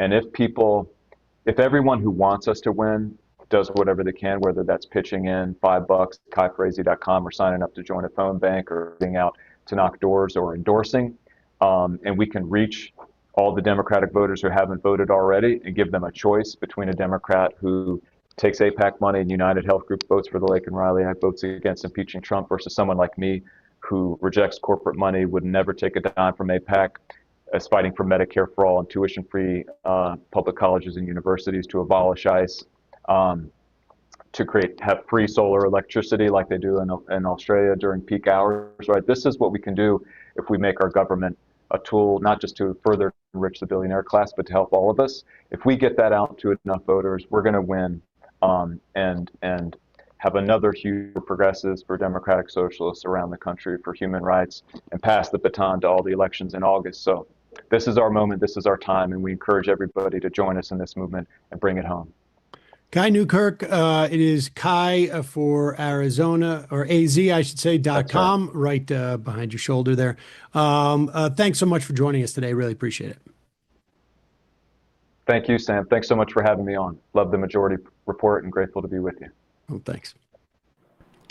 We are back, and after a long deliberation, we have decided to do a Freebie Wednesday. That is grandma. That is so grandma, baby. That is so grandma. And with that sound, we've also opened up the phone lines. 646-257-3920 is the phone number. Yes? Well, I mean, we've been doing a lot of important foreign affairs work. Jasper is one of the preeminent, independent journalists actually going onto location, which is something that the major press should do more of, and frankly does less of, since even the 80s, when there were foreign bureaus used to be a much more common part of the newsroom.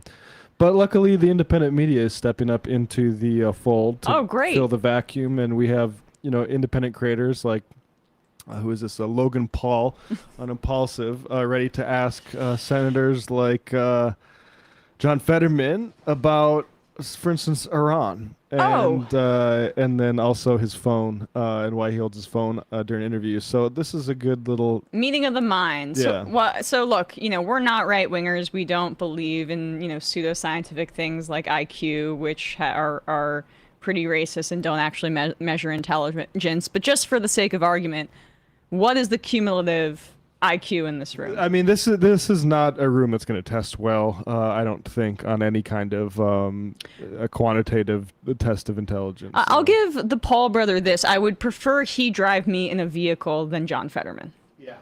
So maybe that's the tie break there. Right. Ability to operate a motor vehicle. Yeah. So here is, I believe, I don't know who this other guy is on Impulsive, but he appears to be the sort of intellectual. The name of the show is Impulsive? Impulsive, yeah.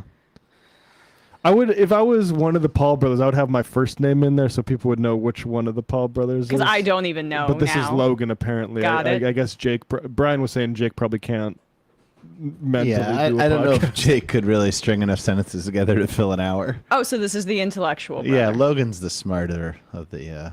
he's the smart guy. So and that's grandma. Exactly. So here they are. We're going to get into foreign affairs here. To our current approach to what did you think about the idea of going to war with Iran and as a way of handling Iran? Oh, sure. For me, that definitely... I embraced probably the single most toxic thing a Democrat can do. Now, my vote was not a pro-war. It was a Genocide. we cannot let Iran build a nuclear bomb. Iran, ever since back in 1979, front center was, we must destroy Israel, and we are going to do anything possible. And that brought us to the where. And now I happen to agree to make sure to do something to prevent Iran building a nuclear bomb. And now if people really doesn't follow that situation, it may not make much sense. If you are paying $4.50 for a gallon of gas, that seems to, people are frustrated, understandably, but that's really what's behind it. So that's why I decided to support that, because these people and its proxies in Iran, whether it's Hamas or Hezbollah or Houthis, they were these proxies that are committed to destroy Israel. I have a question. No follow up on that. I don't know if we would just want to take that one first. I mean, how does one follow up? Because it's quite difficult to even really know where the thoughts begin and where he's even going. It's so reactive, and we're going to see it in this next piece here. He's so defensive that he can't even really understand what's being asked or what's required of him as a response. Like, right. I mean, he does have the capacity to memorize the talking points that he needs. Like, this is just the most boilerplate justification that every Republican is giving for the war in Iran. Yeah. So he got his AIPAC talking points. We know that he can, do tricks like a trained dog for AIPAC. But I mean, just to note for folks Logan Paul or his co-host here, Israel and America attacked Iran. Yes. Like, that's how this started. It wasn't, this whole idea of since 1979, they've been wanting to wipe Israel off the map. Like, in rhetoric, perhaps, they say things about a country that is a complete belligerent and is occupying its neighbors and threatening to occupy even more land. Like, yeah, it's pretty unpopular as Israel. But Israel is clearly, with America's backing, the aggressor in that region. But anyway, so here is this part where they ask Fetterman about how he's holding his phone, and I think Logan is just kind of making a little joke, like, what are you doing, scrolling Twitter on that? He's like reading AIPAC's emails and glancing over them before I start talking. Right, and Fetterman, he's got this transcriber on, which I'll be honest, I don't think it's helping. I think this will make it very clear that it's not actually helping him respond to what's going on in the situation he's in, which is Logan Paul's like, making a joke here, and he gets really defensive, calls his phone a drone, which further confuses Logan Paul. You'll see his face sort of light up, and then you realize, he didn't mean to call it a drone. But we'll play it here. You're not on social media. You're not a social media guy. I'm just so curious. Are you browsing social media, or is this like a senator thing where there's like updates on what's happening on your phone? No, I actually my social people are here. You could confirm. I am not. It's not even on my phone. So No, I mean like right now. Oh, right. Yeah, because the phone's just right here. I'm just curious what. Oh, okay. What you're doing. Could you do that? Do this? No. I mean, no. For me, I don't look on social media. I do my own media. Did I miss? Yeah, no. So I think what he's asking is, I want to ask you as well, this tactic of holding the phone, did you start doing this after the stroke? Yeah. Yeah, sure. This conversation. Yeah. This is a drone. This is using captioning. I had a stroke. 4 years ago that literally stopped my heart, and I nearly died from it. And thankfully, I was able to recover. But I use this as like an aid, so I can hear and can process things. But when I'm having very specific conversations, I use this, and you can see that it's like wearing glasses. I mean, yeah, I know how to read, but I use that as a tool, whether if I'm driving or I'm reading now. So, I see. Okay, thank you. Why is he driving? Oh, it's. So that's. Didn't he have an incident with his wife that was immensely scary? Yes. Look, he should not be in the United States Senate. No. That's all I have to say about that. And can AIPAC send a car? And maybe have a lot of money. Afford it. They're like the Cory Bush race is really overextending us. Also, like, Mitch McConnell's not out here doing hour-long podcasts. Fetterman clearly can't do that either. Like, yeah. I don't know. This. I mean, AIPAC's literally sending him out there. It's crazy. Yeah. This is a charade. Yeah. All right, let's take a call or two, and then we'll get to some clips here. Calling from a 510 area code. Who's this? Where are you calling from? 510. Hi, this is Will in Seattle. Can you hear me okay? Oh, I would prefer if you got off your headset, but I can hear you okay, Will from Seattle. Or whatever we're on, speaker or whatever. Is this better? Yes. It's better, yep. Okay. Hi, all. Love you guys.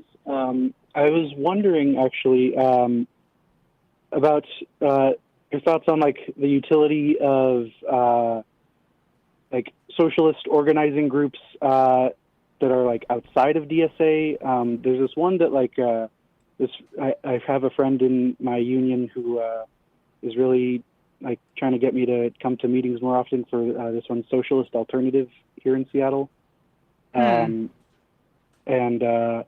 Like, I know they've done good work, and for a while we had the city council member, Shama Sawant, who's running for Congress again, or running for Congress now against a very kind of establishment Democrat, Adam Smith. Shama Sawant is no longer affiliated with Socialist Alternative, though, is what I understand. Okay. As far as the last I heard, yeah. Yeah, I think that is right. But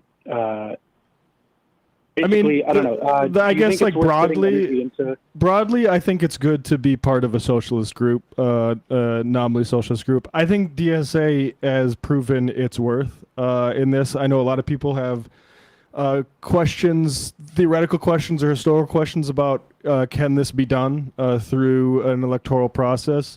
I am biased to saying that it is worth doing and trying, as somebody who, like, you know, comes from North Dakota, where the Nonpartisan League did a similar sort of thing and got a process done. Obviously, it wasn't to overthrow capitalism, which is a much bigger thing. But I think in terms of, like, an organization goes, I think it's important to be in one, but if you have me pick a favorite, I think DSA is where the action is, and that's where the movement seems to be, and I think people should engage with that. Well, so I just did last night. I introduced the 2026 to 2027 DSA program, and you can watch that up on the Democratic Socialist YouTube if you'd like to. You can also check out the program on the DSA website. DSA is now, by raw numbers, officially the largest socialist organization in the history of the country, 120,000 members and counting.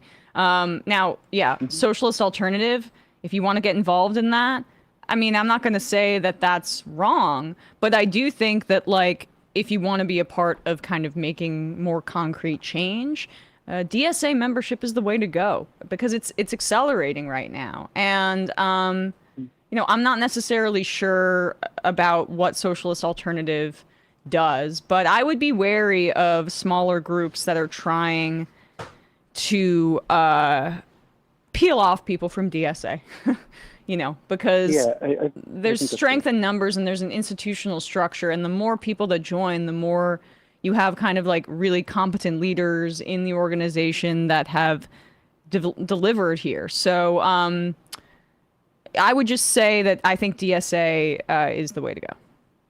Okay. Yeah, that's about where I had been kind of leaning towards, but I appreciate the input. Thanks so much. And yeah, one more request. Could you ask Sam to put the Pilot Light end song on Spotify or something? We'll try to get on that. But look, we can't even get cameras that work, buddy. Appreciate the call.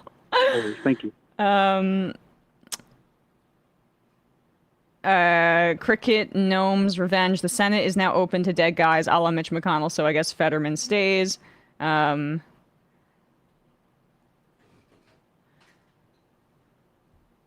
Fallopian tube, not to sound ableist or whatever, but we really should not be allowing people who had a medical event of the brain making federal decisions. Yeah. I mean, I think the voters will eventually. I mean, this is the problem with the Senate is these long terms. I would be surprised if Pennsylvania voters, regardless of what party he runs under, will vote to give him another term after the way he performs here. It's just blaringly obvious. You just, like, emotionally can't deal with this. Even, like, you know, a question from Logan Paul. Let's do this here. So Mike Johnson, in conjunction with the Trump administration, is pushing for Congress to approve another $350 billion in new spending because the Pentagon wants it. The Pentagon that It's $1/3 trillion. fails audits over and over and over again and can't keep their books in order needs $350 billion more, apparently. And when he was announcing why Congress should approve this, or making a press conference here, he basically tied the necessity for more military funding to the fight against communism. Yes, it's 2026, not 1956, and yet this is what we're hearing from the top Republican in the House of Representatives. Let's play 6 and then we'll play 5 if that's okay, because the meltdown maybe, or no, we can just start with 5 and then go to 6. This is where he's talking about explicitly tying the funds to the fight against communism. There's been a lot of discussion about what's going to be included in this reconciliation bill. Can you walk through how important and how imminent it is that the Pentagon needs additional funding and what that number precisely is going to be in the Republican bill? So the question was, can you list the specifics of what the request is for the Pentagon? We've seen it's over $350 billion as a request. And some of this is transformational kind of funding that will help us change the dynamic of the Department of War and make it more efficient and effective. It's already the greatest fighting force on the planet, not even close. But there are some ideas, a real vision on how to improve that even further, to bolster that. You've heard the president talk about how he wants to effectively double the funding for national defense. Look, we live in dangerous times. We're fighting communism on our own shores, and we're fighting evil terrorists and tyrants around the world. And we have to be able to protect our national security. So this is not the place to get into the details of that. Oh, it's not? On our you just slipped that in right there, right? That military funding, this increased $350 billion in additional funding needs to go to fight communism on our shores. What does that mean? Cuba? Or does that mean like Red Scare stuff with communists that are internal here, the enemy from within? We're back here. It costs $48 billion a year for a free public college, by the way. I was literally, gosh, we work together. We hang out too much. That was going to be my next point. I mean, you could pay for basically every kid in the country to go to college for 4 years with that amount of money. And these are the choices that this government makes. Because you can't make college free. What else would we hang over the head of people that are too poor to find other economic opportunity in their community, and they want to join the military so they can be some of the fighting force and go die on behalf of Israel? And also, of course, because Trump's sons are now invested in drone companies, also to enrich Don Jr. and Eric Trump, because they want military contracts, and also to enrich Palantir, and also Northrop Grumman, and also whatever, the Raytheon. That's what's important. Now, there's more here. Mike Johnson continued and just starts to kind of scream about communism coming to America at the hand of the Democrats. The reason we are the greatest nation in the history of the world, the most free, most successful, most powerful, most benevolent, you hear me say it all the time, the reason that we are the greatest nation is because we were built on an entirely different and opposing set of values. Congress put in God We Trust above the rostrum because they wanted to remind everybody who would ever serve in this body in Congress that there is a huge distinction between us and the Soviets' philosophy. Communism, Marxism, socialism, all this begins with the premise that there is no God. It's a totally different philosophy. In our declaration that we just celebrated, 250 years on July 4th. I'll just say, going back 250 years to, like, say, Benjamin Franklin under Thomas Jefferson, they didn't believe in God, Mike, but anyway. Well, they were deists, and they also explicitly wanted religion removed from our governmental structure. That was a big part of the whole Thomas Jefferson removed the magic bits from the New Testament. Celebrated 250 years on July 4th. The nation's creed, as you hear me talk about all the time, the second paragraph, we hold these truths to be self-evident and all men are created equal. Our rights come from our Creator God. They do not come from the government. The communists believe the opposite. They believe that the government the state is God. The state is the one that gives you all your rights. And you know what? The state can also take those rights away. And that's exactly what happens. We're doing. It's inevitable. Oh. Communism and this philosophy has led to the murder of tens of millions of innocent people in the 20th century alone. It is a nightmare. It is a trail to certain death, okay? And that's why we're speaking in such stark terms, because we need America to wake up.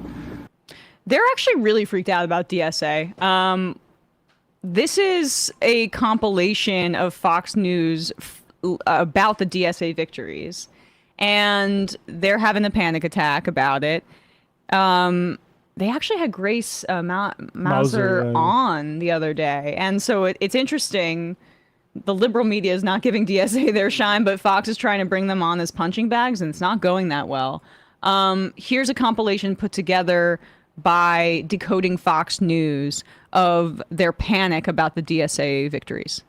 Even in the wake of Charlie Kirk's horrific murder, many on the left refuse to turn down the rhetoric, demonizing conservatives. They're coming to take your money and maybe even your property and then just give it to a bunch of their friends. That's what they want. And that's what they'll do unless we, the people, get involved and demand that our congressmen and our senators stop funding this anti-American madness. None of this is by accident. Anti-Semitism, anti-Americanism, socialism, Marxism, neo-Bolshevism, they are on the side of dismantling the country. Their vision for America is very dark. It's insane to see how far left the Democrat Party has moved. That's Representative Steve Scalise, who called himself David Duke without the baggage when he was running for Congress in the 90s. To where now, literally, it's a Bolshevik revolution. I mean, the communists have taken over that are the far left extremist lunatics. They stand for the same thing. Kill all the millionaires, open all the prisons, open the border, defund the police, defund ICE. Every single one of them knows the words to the Cuban national anthem. No, that's not true. I'm sorry, I don't. They're showing Graham Plattner enough. Who's not? Who is not DSA? Oh, that the list of countries that have tried socialism and rejected it is it's as long as King Kong's genitalia. I mean, it's not. We need to explain to people what socialism is. We have a great investigative unit on Saturday in America. We've done a deep dive into these DSA folks. They want to build a coalition of religious people with socialist values to defeat Christian nationalism. What is Christian nationalism? Okay. They want to defeat the moral fabric of this country, rip up Article 1, no Senate, rip up Article 3, no Supreme Court. When you end judicial review, you end the Supreme Court. They want non-citizen voting, no electoral college. They want to change the fabric of this country, rip up the constitutional foundation of America. That is what this rising socialist move to uproot the Constitution, to subvert our liberties, and to convert our democracy into the kinds of government that people are escaping and coming to the U.S. to avoid. 250 years ago, the cry was, the British are coming. Today, as we celebrate America 250, the battle cry is, the communists are coming. What an update. What a divergence from all conservatism prior to that. From what you've been hearing since you've been a little girl, Marcia. But the fact, I mean, it is immensely concerning in my view that Mike Johnson is trying to tie military funding to, and saying that it's about fighting communism on our shores. It's about, like, talking about the enemy from within is exactly how we get to certain, like, to that level of targeting of the left. But I mean, we've seen parts of this happen already in protests against Israel's genocide. So I mean, Mahmoud Khalil just filed a lawsuit against the federal government righteously because he was jailed for his speech, and he's doing so under the Ku Klux Klan Act of the 1800s, just to show how, like, that is also the fabric of the country that DSA wants to rip up, white supremacy and the, like, lingering Christian nationalism and white nationalism that is so dominant in our government and that the Republican Party is invested in cementing. That is what DSA is trying to do. And, like, I do think it's fascinating to see how Fox News is so freaked out and sees them as a threat, because they understand that DSA's ideas of, delivering for people economically and materially are a much larger threat than a neutered liberal opposition that will mostly agree with 90% of what they say and then scurry away when they have to confront anything that's material or that would challenge power. Like, Fox News understands that they'd rather have the Democratic old guard more than the Democratic old guard knows what, like, their level of inefficacy actually is. They do put Plattner up there, and they're freaking out. There's a new piece in the New York Times. Plattner was toxic, but Democrats could learn from his politics.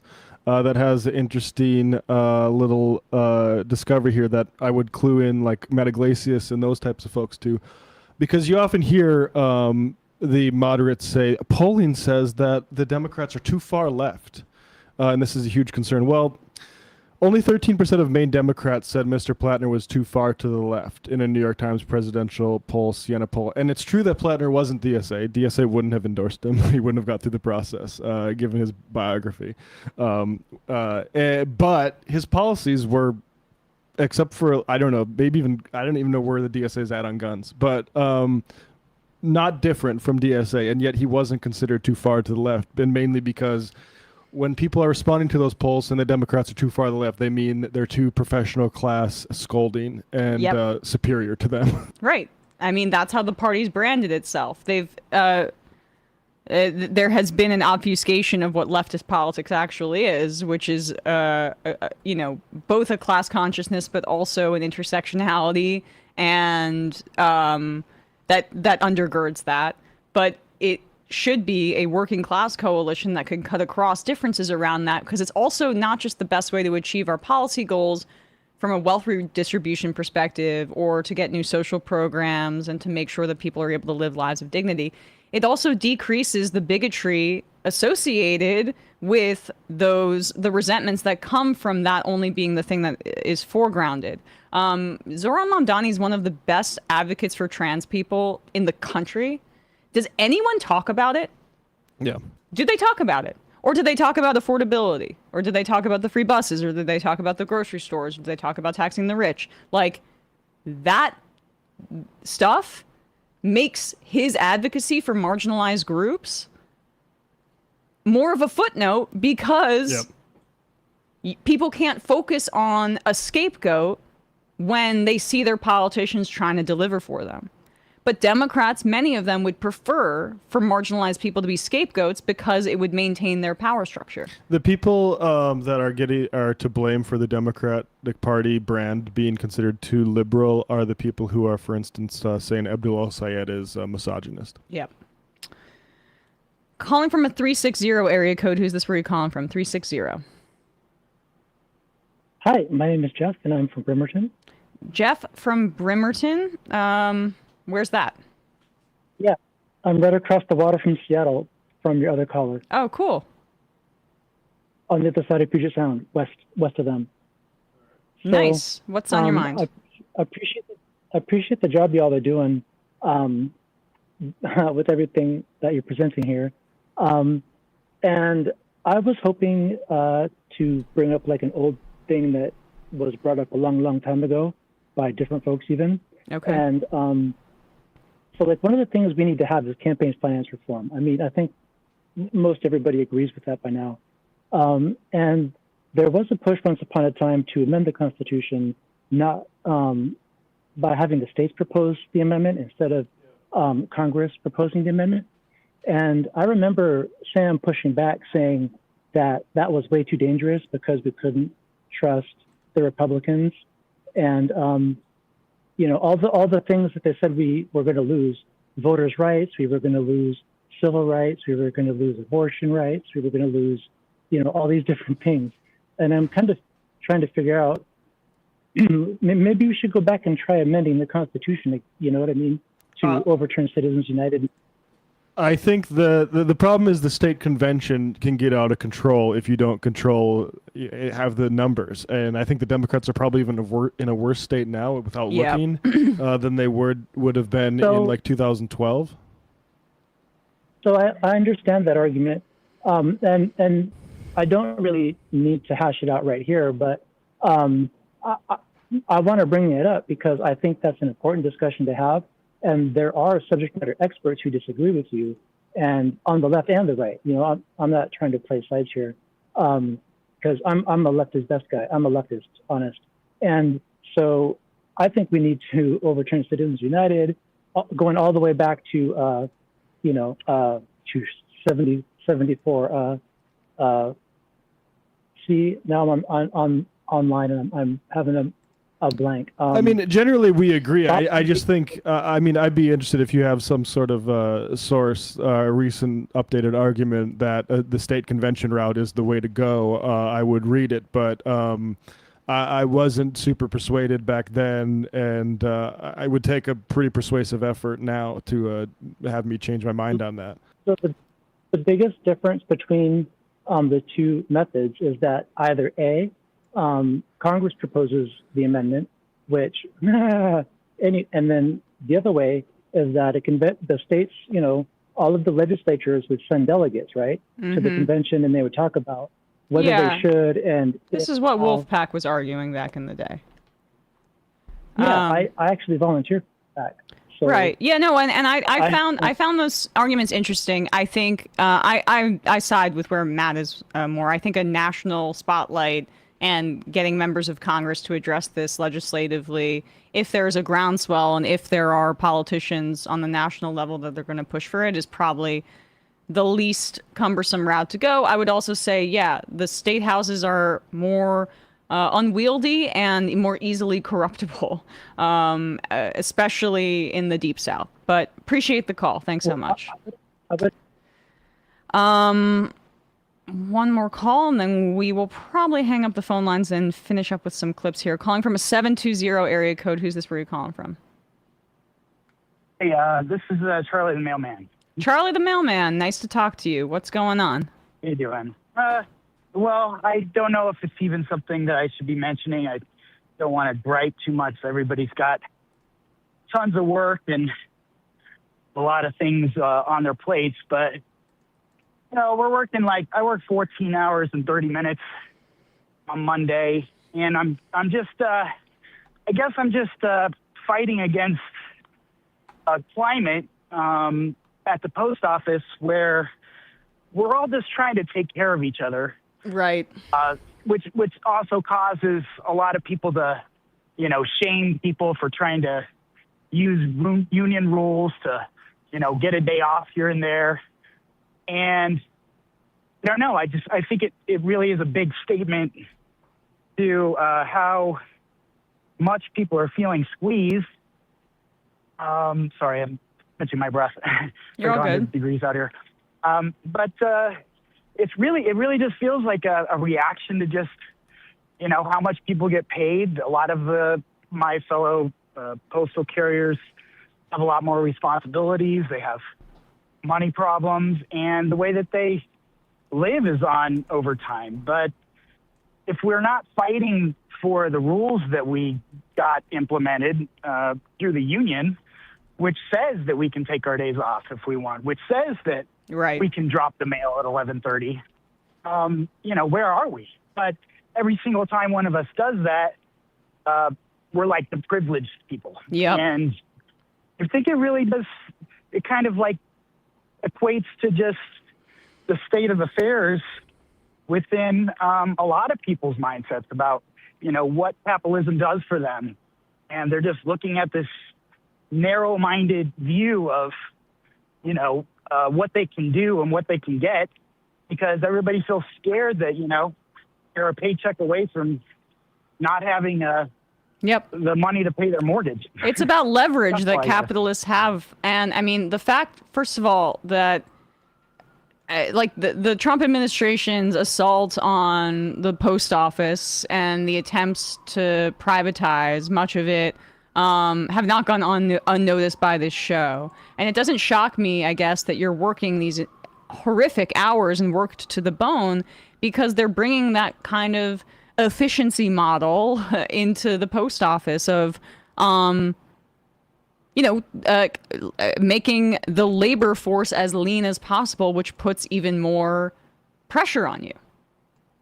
Yeah, they're mirroring, trying to mirror Amazon and other things, which, by the way, we probably are the reason why Amazon even still exists. Exactly. But exactly. The post office completely, subsidize Amazon's start. Could not exist without it. And right, yeah, another instance of corporate welfare. I just feel like I don't know where to begin to how to change people's minds within every division. Is different, and everybody's just trying to, work as a team, but we're all just keeping our heads down and, got to just help this guy now. I got to be out till 8:30, and when I get home, I literally am just trying to repair myself for the next day. And I don't know how people do it for as long as they've been doing it. I mean, some guy, our union rep, 40 years in, and he's a people pleaser. So he's gonna always try to let's not rock the boat. Let's keep things going. Let's keep the mail flowing, and everybody falls in line, or else they're looked at as this selfish person. And I just don't know the answer. Well, they're trying to divide the workforce, and they can have success there. I think hang in there as much as possible. When you can, if you have the bandwidth, you can try to talk to your fellow workers about, solidarity and some of the systemic reasons behind what you're experiencing. But I mean, you see this across unions, Yep. like the UAW needed to a kick in the pants, basically. I mean, it's an awkward position as YouTubers, basically, to be saying, "Hey, union, get your ass in gear." But generally speaking, a lot of unions need to realize that at some point you need to fight, and it's not just about maintenance and keeping things flowing, as you said. There is a fight to be waged. That's the reason these formations exist in the first place. Yeah, that's kind of why I'm supporting him a lot so much and whatever. But yeah, I'll let you go. I'm sorry. Guys. No, Thank it's you, good. I mean, love them a lot. One of the bright spots of this year, these elections of these candidates. But appreciate the call, Charlie. Hang in there, okay? Thanks. All right. Thanks. All right, guys. We're going to hang up the phone lines and just finish off with some calls here. Apologies. Try to take some more calls this week. Wanted to play this.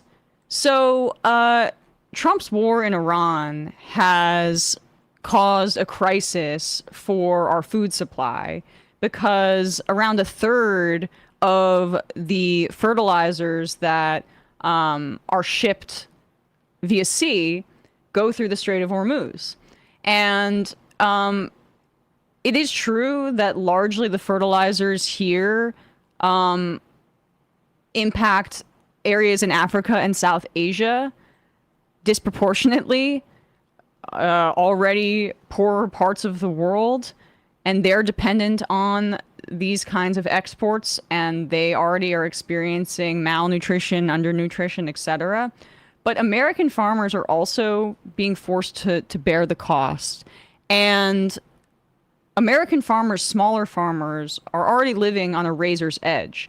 Many are going out of business and then being gobbled up by these conglomerates, which you got to wonder, how much does the Trump administration, its fascistic leanings, really care if small-time farmers go out of business so that their donors can consolidate and buy up these farms? Yeah, I would say not at all. Yep. And so, but for American farmers with crops like corn and wheat, nitrogen fertilizers are essential. And nitrogen fertilizers are being severely impacted by the Iran war because it has these two components that are key: urea and natural gas. And Iran and the other countries that ship through the Strait of Hormuz are some of the largest exporters of those components in the entire world. So with these farmers already struggling to get by, they're being squeezed because Trump decided to wage a criminal war against the Iranian people on behalf of Israel. And here's some footage of a farmer in real time seeing that rising fertilizers prices are going to put him out of business. This is a local news live report. And you see him do the math on camera. he is, coming to a terrible realization in real time. So on my farm, we're going to use about 118 tons of fertilizer, nitrogen fertilizer, to grow that crop. So how much is that going to be?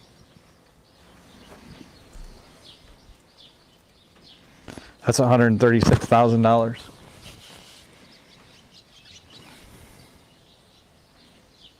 That's not even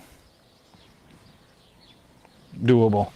Our country is doing better than it's ever done. In Washington, the president hosted Iowa farmers in June, announcing $11 billion in relief. The USDA is injecting $500 million into fertilizer investment and expansion of long-term domestic supply, or the Fields program. They also say they're launching an antitrust investigation.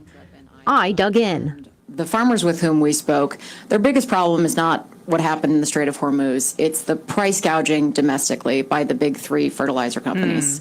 My question is, what's the latest on these antitrust lawsuits, and what's being done to break up these oligopolies? So you've got both the Department of Justice and the Federal Trade Commission that are investigating both civilly and criminally the fertilizer market.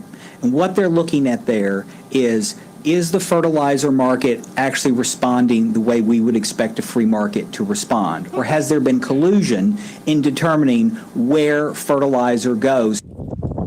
I mean, is the free market... The free market would say, yeah, the Strait of Hormuz is closed. Y'all need this fertilizer. I'm going to raise price because that's demand. Like, I'm going to... That's what U.S. oil companies are doing, taking advantage of increased prices. And they're like, ExxonMobil adjusted its earnings reports in a rosier way after Trump started bombing Iran, because if oil prices go up from that region, it's an excuse for them to also raise oil prices and then take home record profits. This is what greedflation was. Yep. During the Biden administration. It wasn't because the free markets weren't operating. It's because they were operating a little bit too freely. There were supply chain bottlenecks that naturally rose prices. And then there was also the war in Ukraine and Russia's invasion of Ukraine that rose fertilizer prices as well in particular. Yeah. But then in many ways, and also food supply here in the United States, that's where you saw much of the gouging at the grocery store. Those companies, meat packers and food processors, they kept their prices artificially high. And then we got their earnings reports. They were blaming Biden and inflation that had already subsided because the people were going back to work in the pandemic and things were opening up. And they were still taking home record returns, but blaming the administration. Why would they do that, huh? Why would a profiteer put in charge of any sort of major industry when all they have to do to raise prices is to say, take my word for it, this is unavoidable. Yes. And there's not competition to really even threaten me at all. So yeah, guess what? I have to, it's this war, it's the Strait of Hormuz, but prices are up way more than, and look, again, like you said, like there are actual factors that do make it more expensive. And then there's a nice little premium where it's like, this might be maybe a few cents more expensive. How about it's 25 more cents now because I need 25 cents. And they're also right that there are these fertilizer giants that are gobbling up, too much and have too much market power. I didn't realize that one of them is Koch Industries. I've heard of them. I've heard of them.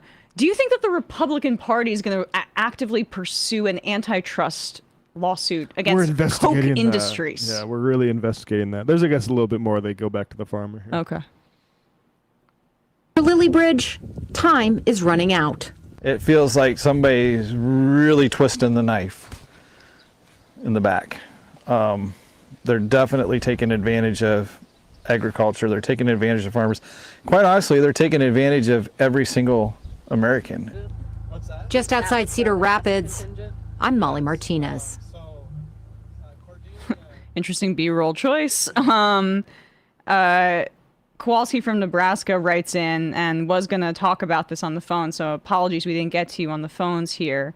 But here's Kowalski's take. To make ends meet on our farm, we custom truck for a couple local freight companies. We apply fertilizers and fertilizers, I think you meant, and herbicides for the local co-ops. We have likely averaged as a part of our 4-man operation bare minimum 100-hour weeks for the last 10 weeks. My oldest brother has 4 children and missed all their softball games, all their volleyball games. And it's because that son of a bitch in the White House decided to destroy our markets, and every single Republican in Congress let him do it.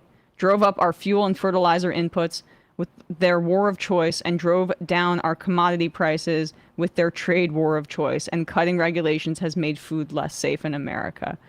Well said, and good summary of the depravity of this administration. And it's a real shame for all of the fetishization of farmers in the Republican Party. Look at fetishization of veterans. They're sending you off to war to die for Israel. They're cutting VA benefits, but they'll still use you as a prop. Same thing as farmers. Like, it's, and on the point about Biden too, like, enforcement is one thing, and Lena Khan was arguably the best part of that administration. But when you don't have a president that is articulating this on the bully pulpit in the way, say, like Zoran Mamdani is doing, I'm going after junk fees, I'm doing X, Y, and Z, you've allowed the Republicans to fill the vacuum, and Biden was unable to communicate the best parts of what his administration was doing, whether it's the fact that he was too old to really effectively communicate, which is certainly a part of the story, but it's also not the full picture, because he changed chief of staffs in the middle of his first term. Ron Klain was when Biden was doing some better stuff. And then I think it was Zients who came in halfway through, and he was like a former corporate guy. And all of that stuff just got shelved. And in terms of rhetoric, Biden couldn't communicate it, and the public was just starting to blamed the administration for inflation without really understanding what was happening. And so, yeah, it just breaks my heart for farmers in this country. I mean, we're at it. This is a long-term thing. Of course, Kowalski's talked about this for a long time, but the consolidation of farms and the monopolization, this occasionally rears its head. People notice, well, Bill Gates and people like him are buying up all the farmland in the country. Mm-hmm. The truth is that if you allow capitalism to just do as it pleases, that's what you will get. The only way that America had like a small holding farmer population was because of massive government policies that like going back to like the settling of this country that said this is part of what we want to create affirmatively, even like going back to like Thomas Jefferson. Of course that was the plantation economy, but if you want to have farms, it is a policy choice whether they're going to be giant conglomerates that are like frankly uncontrollable in situations of crisis, or if it's smaller holders. That's a policy choice that the country has to make, and if we just let it run like this, we're going to see what we're seeing right now, which is the big guys or the little guys going underwater and the big guys eating them up. Let's do a 20 here, and then we'll read some IMs and get out of here. So Lindsey Graham died over the weekend. No one cares. Leaving behind a family. I mean, his sister, who I guess is taking, if that One counts. of your colleagues in the Senate. It's okay. Leaving behind his sister, who's going to take it over. Right. We'll start over here. Lindsey Graham died over the weekend, and no one seems to care now. After Trump and Netanyahu used him for their political agenda, Lindsey Graham really would have loved for us to pass the SAVE Act. And also, he was adamant that we never cut military aid to Israel. That's what Netanyahu said. Once they were able to dispense with him as a human puppet for their agenda, it's like no one misses him. No one seems to be saying anything at all. And weird. That's the kind of guy he was.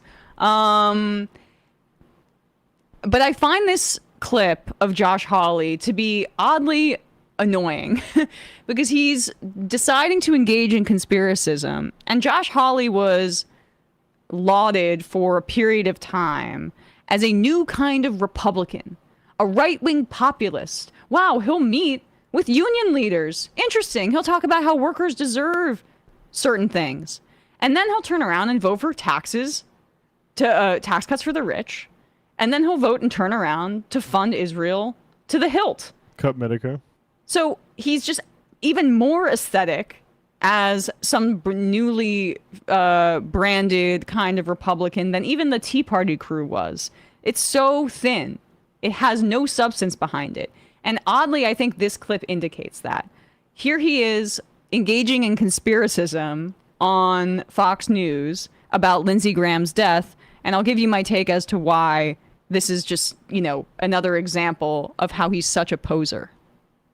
One of your colleagues in the Senate, Senator Cornyn, is not ruling out foul play. Lindsey had gotten back from Ukraine that same day. The Russians are notorious. Do you think that that's a possibility? Listen, I think that the FBI, I know, is involved in this. I think it is only wise and smart to look at every angle here. I absolutely think there should be a full toxicology report, autopsy, the whole thing. I mean, nobody had been a great advocate of taking on Putin than Lindsey Graham. Nobody had been tougher on the Iranians over time than Lindsey. He had a lot of enemies in the world. So I wouldn't rule anything out. I don't want to be a conspiracy theorist, and, I hope that none of that is true. But the truth is that we've lost a good man. The Senate's lost a good man who was doing a lot of good work, and I think we owe it to his constituents and the American people to get the truth. I do too, and there's no evidence of that, but it can't be ruled out. Okay, sure. A meteor could fall onto the studio right now, but it can't be ruled out. That should be Fox's slogan. Yes, but Josh Hawley and Fox will engage in conspiracism and lies as long as they're not impugning a private company like Dominion that will sue them into oblivion. They'll do election denialism too, but they just can't blame a corporation that will hold them accountable. It's so cheap. This chum that this Republican, Josh Hawley, is throwing to the base. Because, the right has relied on, and the Democrats have let them, from Trump getting reelected until kind of now, although they've lost a lot of credibility, on this cheap conspiracism that simulates some sort of democratic responsiveness, because people will ask questions online, and you'll have somebody like Josh Hawley be like, oh, that's very interesting. This was the Epstein Files thing. Then they got into power and they covered it up. They're not earnestly engaging in any kind of actual analysis of the real conspiracy theories in this country. There are real conspiracies. The JFK assassination. Malcolm X was killed in part by our government. Martin Luther King's assassination has a lot of questions that surround the United States' involvement, the government's involvement in his Scott King thought so. assassination. But those would challenge power. Those would actually challenge the deep state. How about the larger conspiracies that the capitalist class engages in to suppress wages and to steal from all of us? Those are conspiracies. How about Greater Israel? Or that, the Zionist conspiracy. Will Josh Hawley look at that? No. He's like Rachel Maddow in 2017. That's who that guy is. And they have the same goddamn haircut. Oh, it's Russia. It's our adversary. Or it's Iran. It's our adversary. You're literally just repeating the deep state line. There's no chance that Lindsey Graham, the guy with a heart condition who was known to be drunk all the goddamn time, was assassinated by Russia or Iran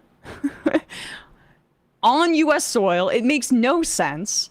And, this is how the right engages in conspiracism.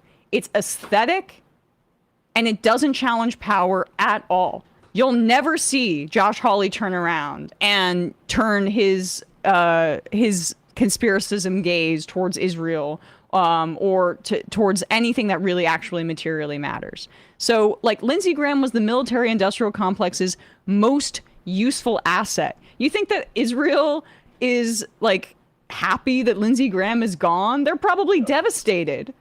They had a Mossad file on that Russia guy. is the one that he's saying, right? Or Iran. Russia, I know, but they don't have the capability to do that in the same way that they like to portray. Of course not. I mean, Lindsey Graham complained about feeling unwell and was urged to seek medical attention. He said he would do so after Meet the Press, and then said, "I can't die now. I still need to do the Russia sanctions, get Iran sorted out, and do Israeli Southern normalization." Doesn't sound like a guy who was worried that he had been dealt a blow by an assassin. My point is that he will engage in the just asking questions part in ways that don't touch the nerve centers of power whatsoever and have very little validity. They're to help the military-industrial complex have license to continue doing what it's doing. Exactly. So, I don't believe that Russia or Iran assassinated Lindsey Graham, but what it's useful Josh to talk Hawley about it. wants you to believe is that that might be the case, which is why we should continue to wage this war in Iran, and that we should continue to fund Ukraine, which, again, you know that I was supportive of funding Ukrainian defense for quite a while, and I still understand why that happened, but we're at a point right now where there seems to be no attempt for a negotiated peace, and the Trump administration is more than happy, even though they pretended again that they wanted to cut aid to Ukraine, to get their military defense contractor buddies enriched and have this go on for as long as humanly possible. Didn't Trump say he would solve it on day 1 or day 100 or whatever? No. People are getting rich right now. I mean, Russia, Ukraine, always the big impediment was, okay, yes, it is true it is a violation of international law to try to annex territory through war. Guess what? Israel's been allowed to do it the entire fucking time. And we never wanted to address any of those things. And I mean, now, from what I can sense, Ukraine has achieved some success with drone responses and stuff like that. But ultimately, you are going to need to have an international diplomatic response to this. And we are not on that footing anywhere in the world. Exactly right. All right, guys, we're going to read some IMs and get out of here. Israelis not my problem says, now that Lindsey is gone, who do you think will be the top receiver of his AIPAC support and who will take up his role? On another note, can you confirm you will vote for a secret Nazi? Hitler was a public Nazi and would be a very progressive leader, but by his campaign and policies earlier in his career.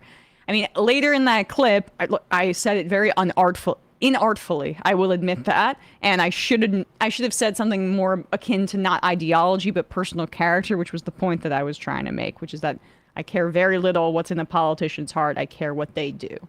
So it was not said in the most, articulate way, but my point was explained later, and I think is kind of abundantly clear given my views on racism, fascism, Nazism, etc. So,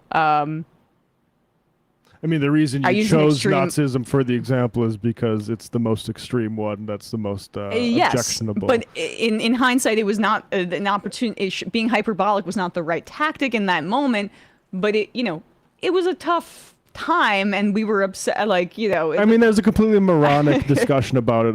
What if the secret Nazi includes messages for Nazism secretly? It's like, well, that's included in the output that you're talking about, right? Even if it's secretive, that's still part of the output that you can judge, and that's how you judge politicians, is on the output, not about what is in their heart. Yeah, exactly.